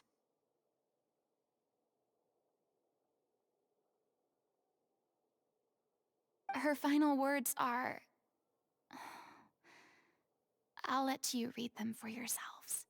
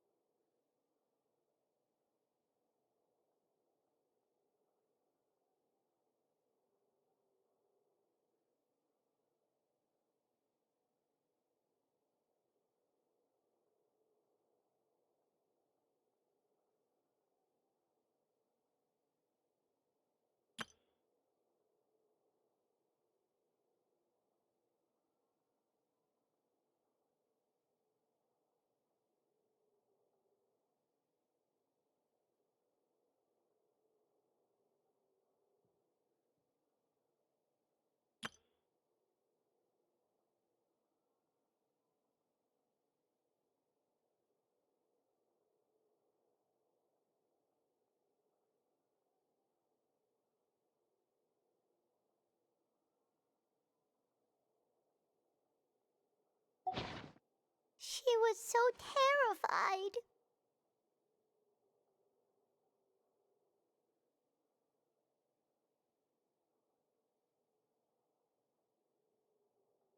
She may have been a mighty hero in the eyes of her troop, but at the end of the day, she was only human. I can't bear to think how painful and lonely her final days must have been.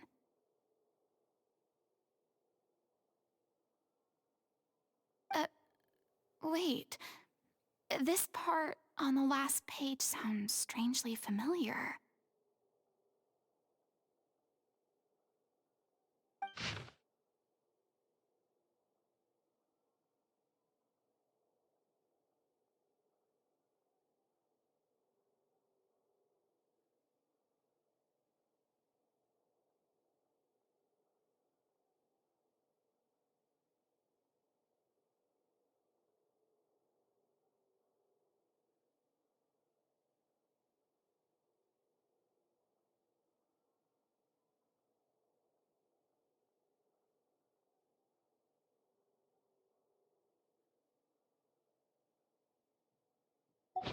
If you become human, you can reveal your secret to no one.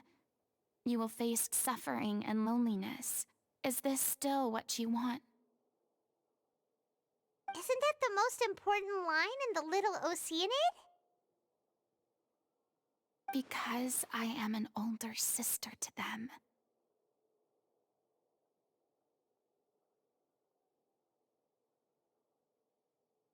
Oh. So she didn't regret her decision, even as she sat in silence, waiting for death to come. I'm sure this is what the troupe would have hoped to hear as well. She had their utmost trust, admiration, and love, and she truly deserved it. Let's go. It's time for them to learn Director O'Reilly's final thoughts.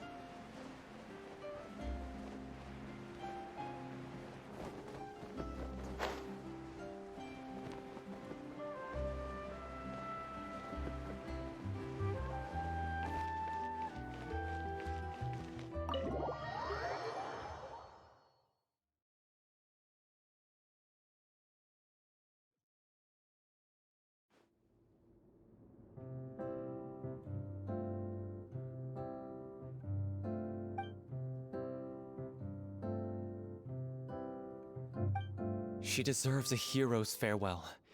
If that's the only way to convey to the audience the courage and selflessness that she showed in the face of death, then it's a meaningful way to end the story. Even in the last moments of her life, she was still leaving a trail for others to follow. She did her best to protect as many people as possible, even if it meant sacrificing herself. We know what choice our little Oceanid would have made now. I don't think any more discussion is necessary. Well, Vilmont, if we put the past aside for now, do you think you can bring yourself to go ahead with the show? I will channel all my regret and put it into my performance, to make this a show worthy of our director. I won't ask for your forgiveness, and you don't need to worry about my feelings. This final farewell show should be about Director O'Reilly and her alone. Then it seems like we've reached a consensus. I have a feeling that this will turn out to be the most mesmerizing performance of your lives.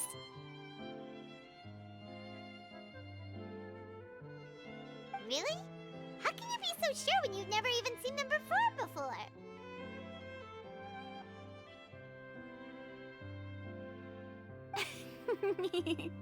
Don't underestimate my experience. After watching a countless number of musicals, I've learned one important thing. If you want to move the audience with your music, you must fully commit and immerse yourself in your role, pouring all your emotion into your performance. And aren't human emotions, love, hate, regret, and hope, just the most mesmerizing things in this world? I don't believe anybody could be more committed to bringing this story to life on the stage than they are now.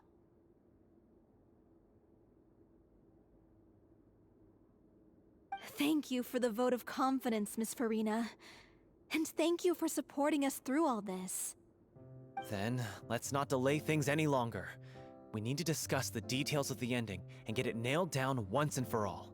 Actually, before that, I'd like to make a proposal. During the curtain call, please allow me to use the director's name instead of my own. Huh? But that... After all, this role was originally meant to be played by the director. I'm just filling in for her. Besides, a role commemorating her life should be associated with her name. Well, if you're sure you're okay with that, I have no objection to it. Now we're talking like a serious acting troupe. All right, I'll leave you to fine-tune your musical while I go and procure a stage. Procure a stage? Oh, it's okay. Our usual place doesn't need a reservation. That place? Oh, don't be silly. For an extraordinary show, we need an extraordinary stage. By which I, of course, mean the Opera Epiclese. Whoa, wait, what? No. That's never going to work. It's far too fancy for the likes of us. What are you afraid of? Surely you don't think that Aurelie's story is unworthy of the grandest stage in Fontaine. No, though that's not what I meant. It is supposed to be your grand finale, right? I have no problem with it then. How about the rest of you?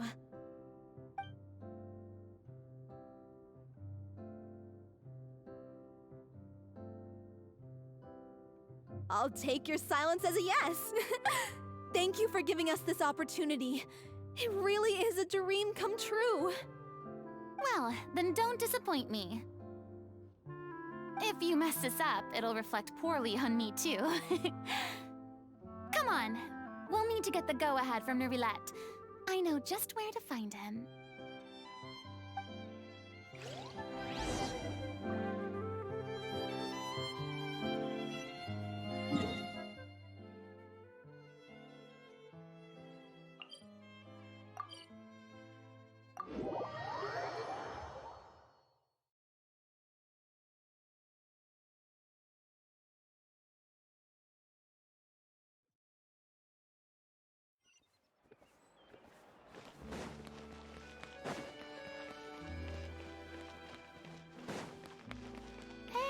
Look at that! Looks like I guessed right. You were just guessing?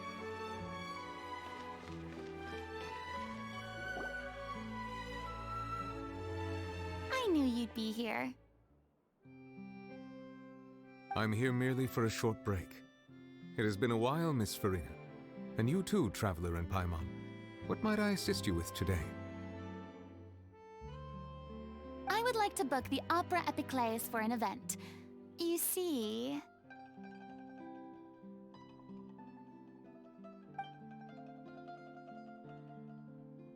I understand. A The process for booking the Opera Epiclese is complex and can be somewhat cumbersome, but given that the request is coming from the three of you, I see no reason to make things unduly difficult. The story of the little Oceanid is most fascinating. I'm looking forward to seeing it performed on stage.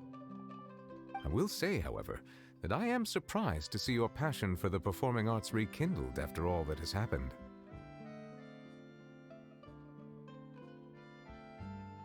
Huh? What do you mean? Do I look excited?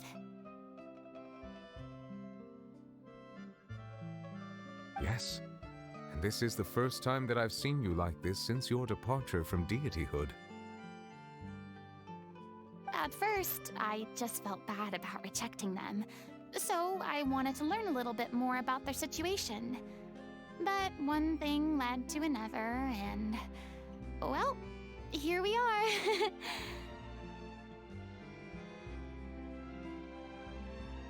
In the past, we sat in our high chairs in the court, giving our opinions on isolated cases, all while knowing very little about the human stories behind each and every one.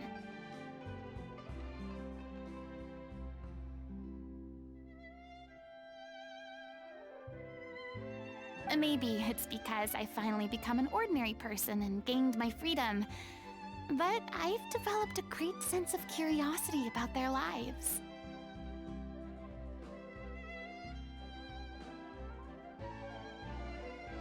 I am truly delighted to see you find a new lease on life.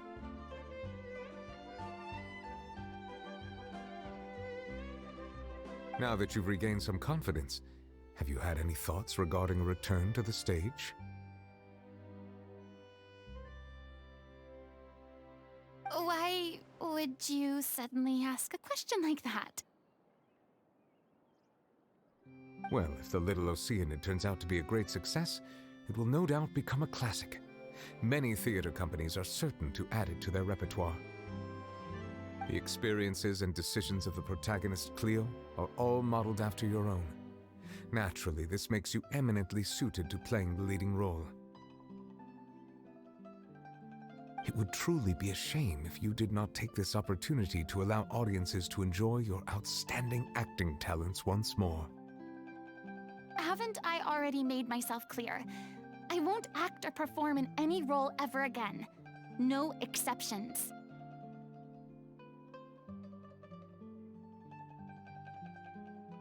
Nor do I think it is any great shame. There is no lack of fine actors or inspirational stories, either on or off the stage. This experience is a case in point. I feel like I've learned a lot, and it has already been well worth the price of admission. I must admit, though, I'm a little envious. They're quite fortunate to be able to bid farewell to their past in such a magnificent manner. I see. Well, I'm glad to learn that you have found a role to play that you enjoy, be it on the stage or not. I sincerely hope the show will serve as the grandest of finales. I will have my staff book the date and mail the relevant paperwork to the troupe once the details are confirmed. Thanks, Nervalette. You are very welcome.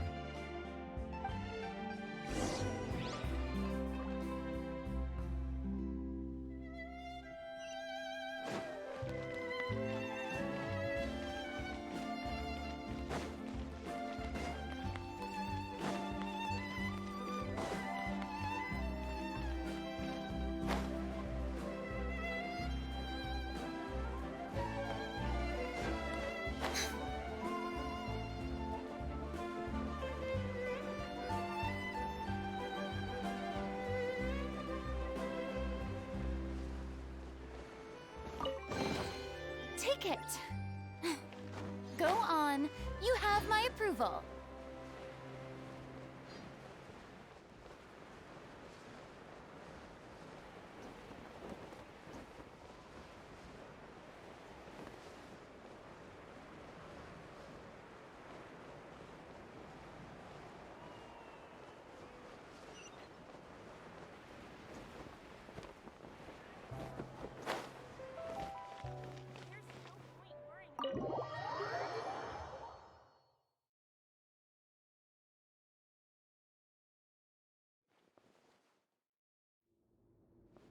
news, everyone.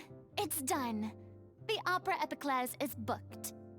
Thanks to my eloquent and impassioned speech, Monsieur Neuvillette was moved to provide us with a fitting stage for this special performance. We've had to fight every step of the way for this opportunity, but we now have all of the ingredients necessary to stage a truly spectacular performance. A touching story, a magnificent venue, and last but not least, a passionate and dedicated cast. Now, let's work together and make this show the best it can be. This is truly wonderful. The sooner we can finalize the ending, the more time we'll have to rehearse. Fiamma and I just went over some parts of the script and tweaked a few things. I think it's really going to resonate with the audience now. Wow, you two had a constructive conversation? That's cool. Communication is vital to any good performance. Look at us. We've come so far.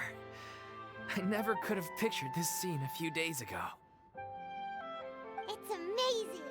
Even though Furina's still being a bit of a drama queen about it all, she's really fired everyone up. Please feel free to give us any comments or suggestions you have. We really value your input.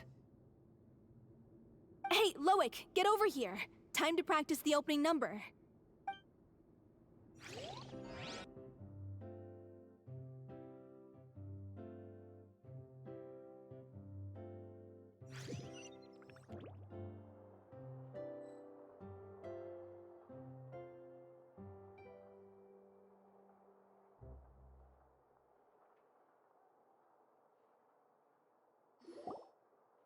Cursed Cleo. She stole the waters of life from us. She's a fraud, and she must pay for her crimes. This has nothing to do with her. The ignorance and hatred of our people is to blame. How can we hope to win back the water's favor if we don't change our ways? This guy could be useful. Take him hostage.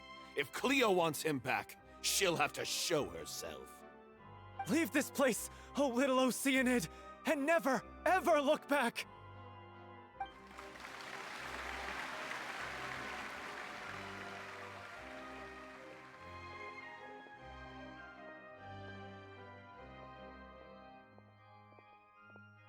Everyone's really throwing themselves into their roles.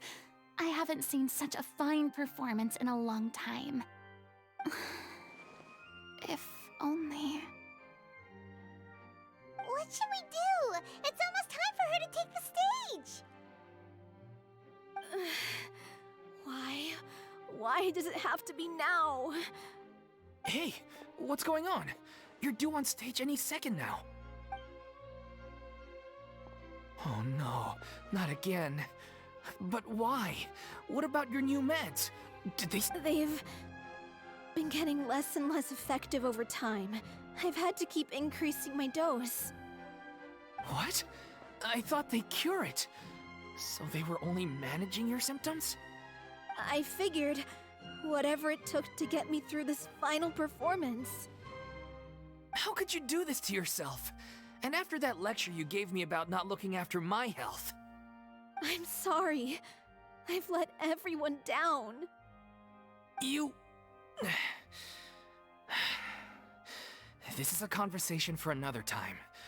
How can the show go on without its star performer? Miss Furina, I'd like to make a request of you. Say no more. If you're sick, you need to rest. I know what you're going to ask. Loic, your character has no more scenes, correct? Oh, yeah. I think my scenes are all done. Although, I do have one more line. But I guess another guy in the troupe with a similar voice register could take it. Why? Please take Delphi back to her place to rest. I'll sing the finale. From the sublime to the ridiculous. After all that, everything's come full circle. Thank you, Miss Furina. I'm so sorry to put you in this position after everything you said. Never mind. What's done is done. It's really my own fault for getting in too deep. No one likes regrets, myself included. Leave it to me. I've watched you rehearse so many times that I've learned Cleo's part by heart. I do not doubt your acting skills, but please allow me to ask just one more question. After all, this show is dedicated to the life and legacy of our director. What, in your opinion, is the reason Cleo shines so brightly? It's her pure heart. Despite all the pain and loneliness she had to endure, she never once stopped believing in the beauty in this world.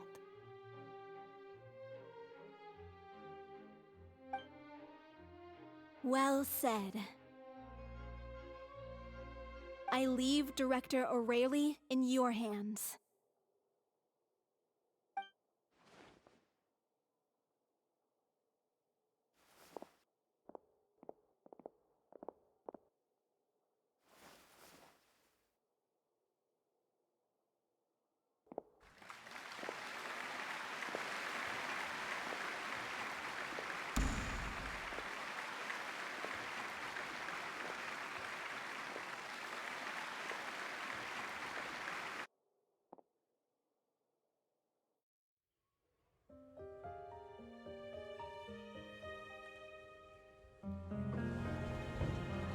Is she here yet? Let's get here! She's not coming! You're wrong. She's here.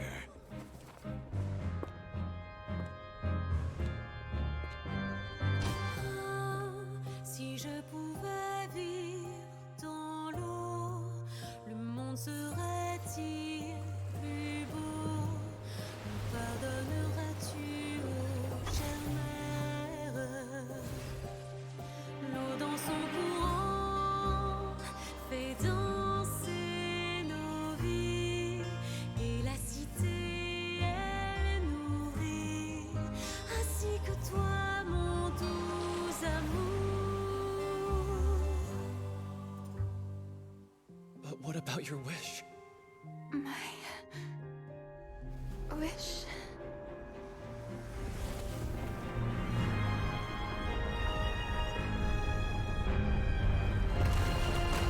If you become human, you can reveal your secret to no one.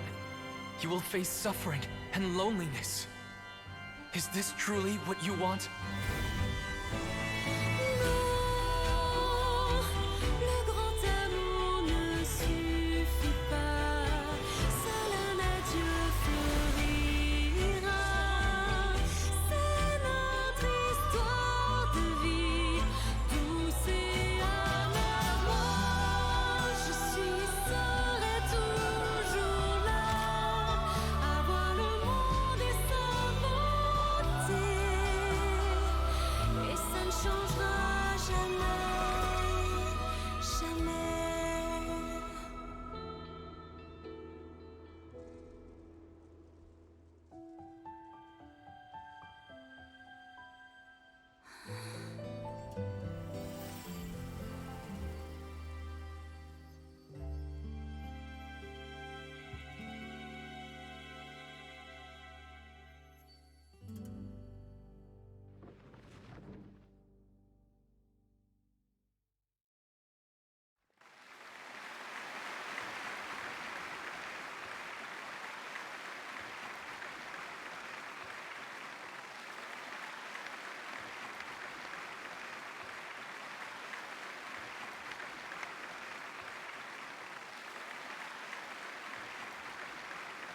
Is it just me?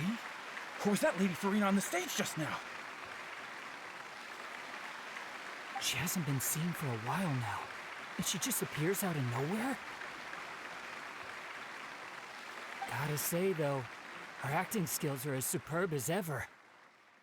The little Oceanid, Cleo, played by Aurélie Fumont.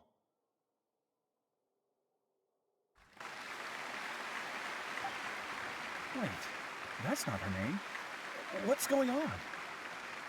I don't know. Maybe it's just a doppelganger. I've spent a lot of time out of the spotlight, and they didn't use my name during the curtain call either. Hopefully, not too many people recognized me. It's too bad that I had to break the one clear rule I'd managed to make for myself, even if I had no choice.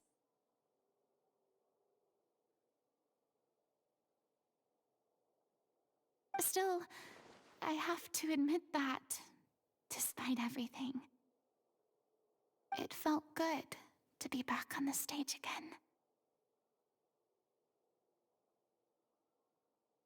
Finally, we would like to give a special thanks to our artistic consultant and event coordinator, Miss Furina.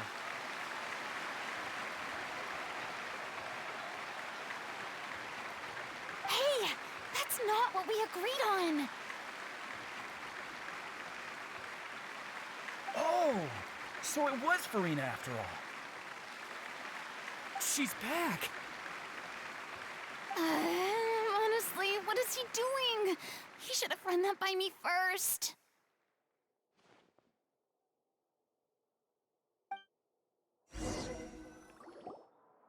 All right, calm down, don't be mad.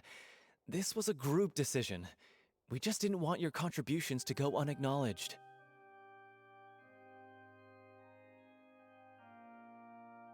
After all, it's been the rule in Fontaine since ancient times that everyone's work, visible or invisible, is equally deserving of recognition. Yes, I know the rule, but it should still be applied on a case-by-case basis. I wasn't ready for this yet.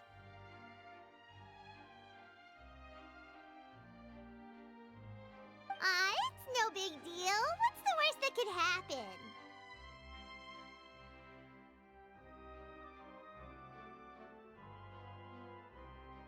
Oh, yeah?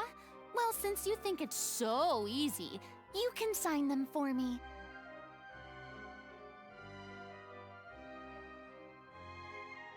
This is a great chat and all, but can we talk about that crazy thing that happened during the show? It nearly gave Paimon a heart attack. Paimon flew over to where she was supposed to be and was about to drop the prop vision, and then suddenly, a real one popped out of thin air!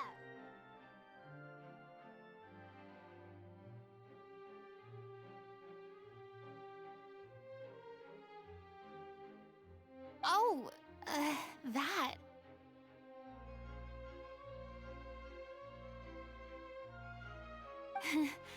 I've got no idea what happened there either. But hey, it worked pretty well, didn't it? I'll bet the audience has never seen such a realistic prop.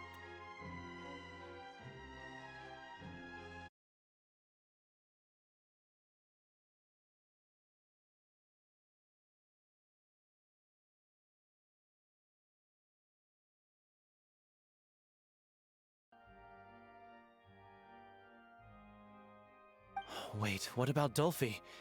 I wonder how she's doing.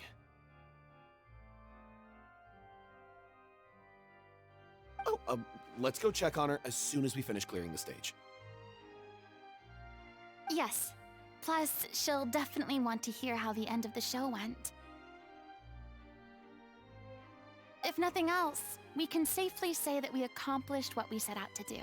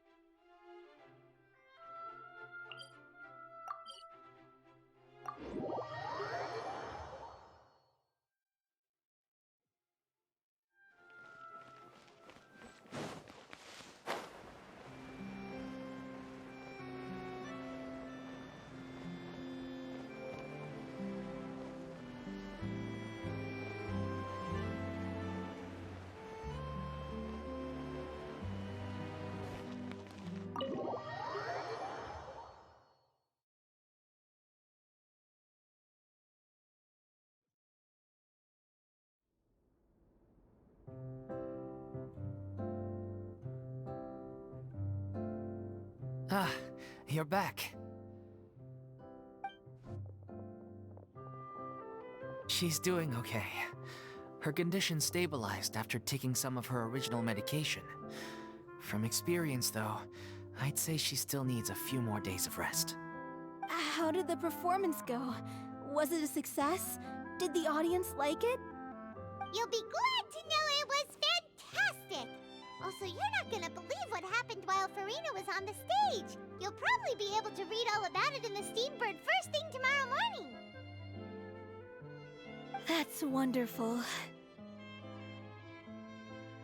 I'm so sorry I failed to see it through to the end. I guess I was wrong to try and tough it out to begin with. No, don't worry about it. Like they told me after announcing my name during the curtain call, everyone's work deserves recognition. Even though you couldn't see it through to the final scene, the audience was very impressed by your performance. It's safe to say that you made your mark on this memorial show. Well, one way or another, we did it. I've had bad luck ever since I was born, so I never expect things to go smoothly in life. I'm just happy to know that we went out on a high note. That's all that matters. Blaming your bad luck again, are we?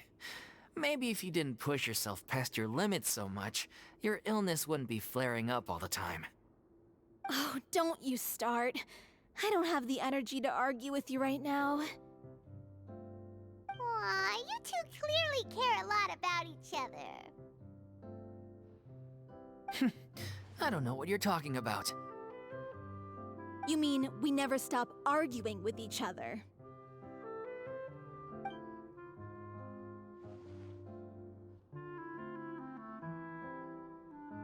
So, any plans for the next step?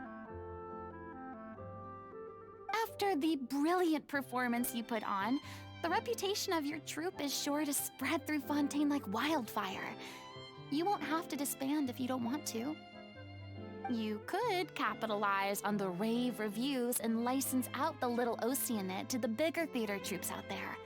That would do wonders for your financial situation. No, we should still disband. Yeah, it's what we all agreed to. After all that's happened, I should give you guys some space. But maybe our paths will cross again one day.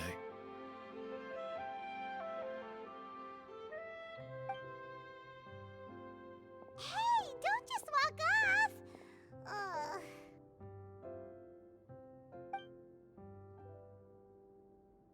I still want to keep performing, so I might join another troupe. After watching Miss Furina's performance, I think I'm starting to understand our director's infatuation with musicals.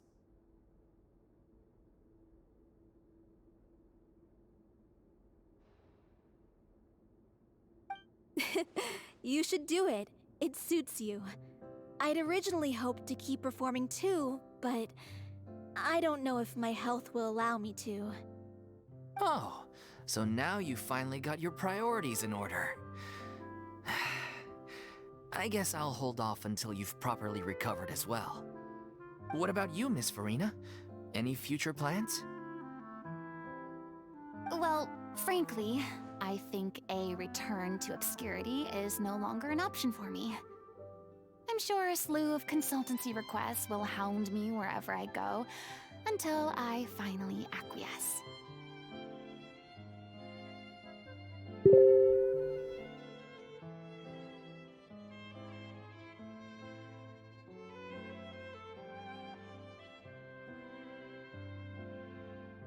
You rather sealed my fate there with your special thanks at the end of the show.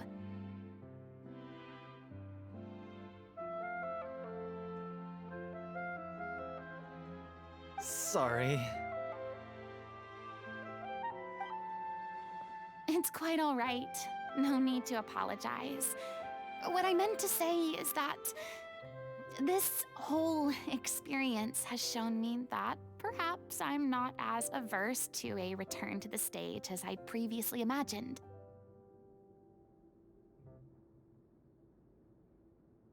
Maybe Nervilette was right. Maybe Cleo is the right role for me.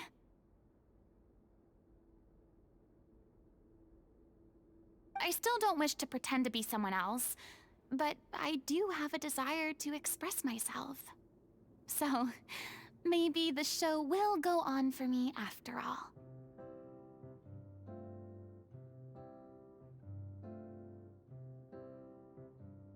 Yeah. There was once a time when I was an actress in a masquerade, seeking only to hide the truth.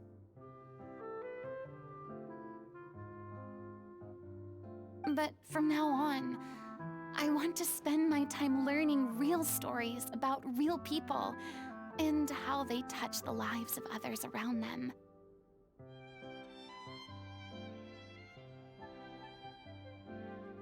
I want to watch them blossom and wither, see them refined on the page, retold on the stage, and remembered long into the future. I'm sure this is what captivated director O'Reilly as well. Sounds like you're ready to stop running from your true calling.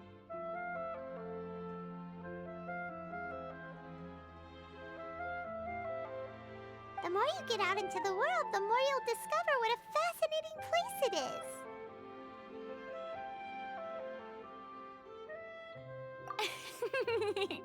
Then it's a deal. If a vision is a gift from the gods, then I should do my best to honor it.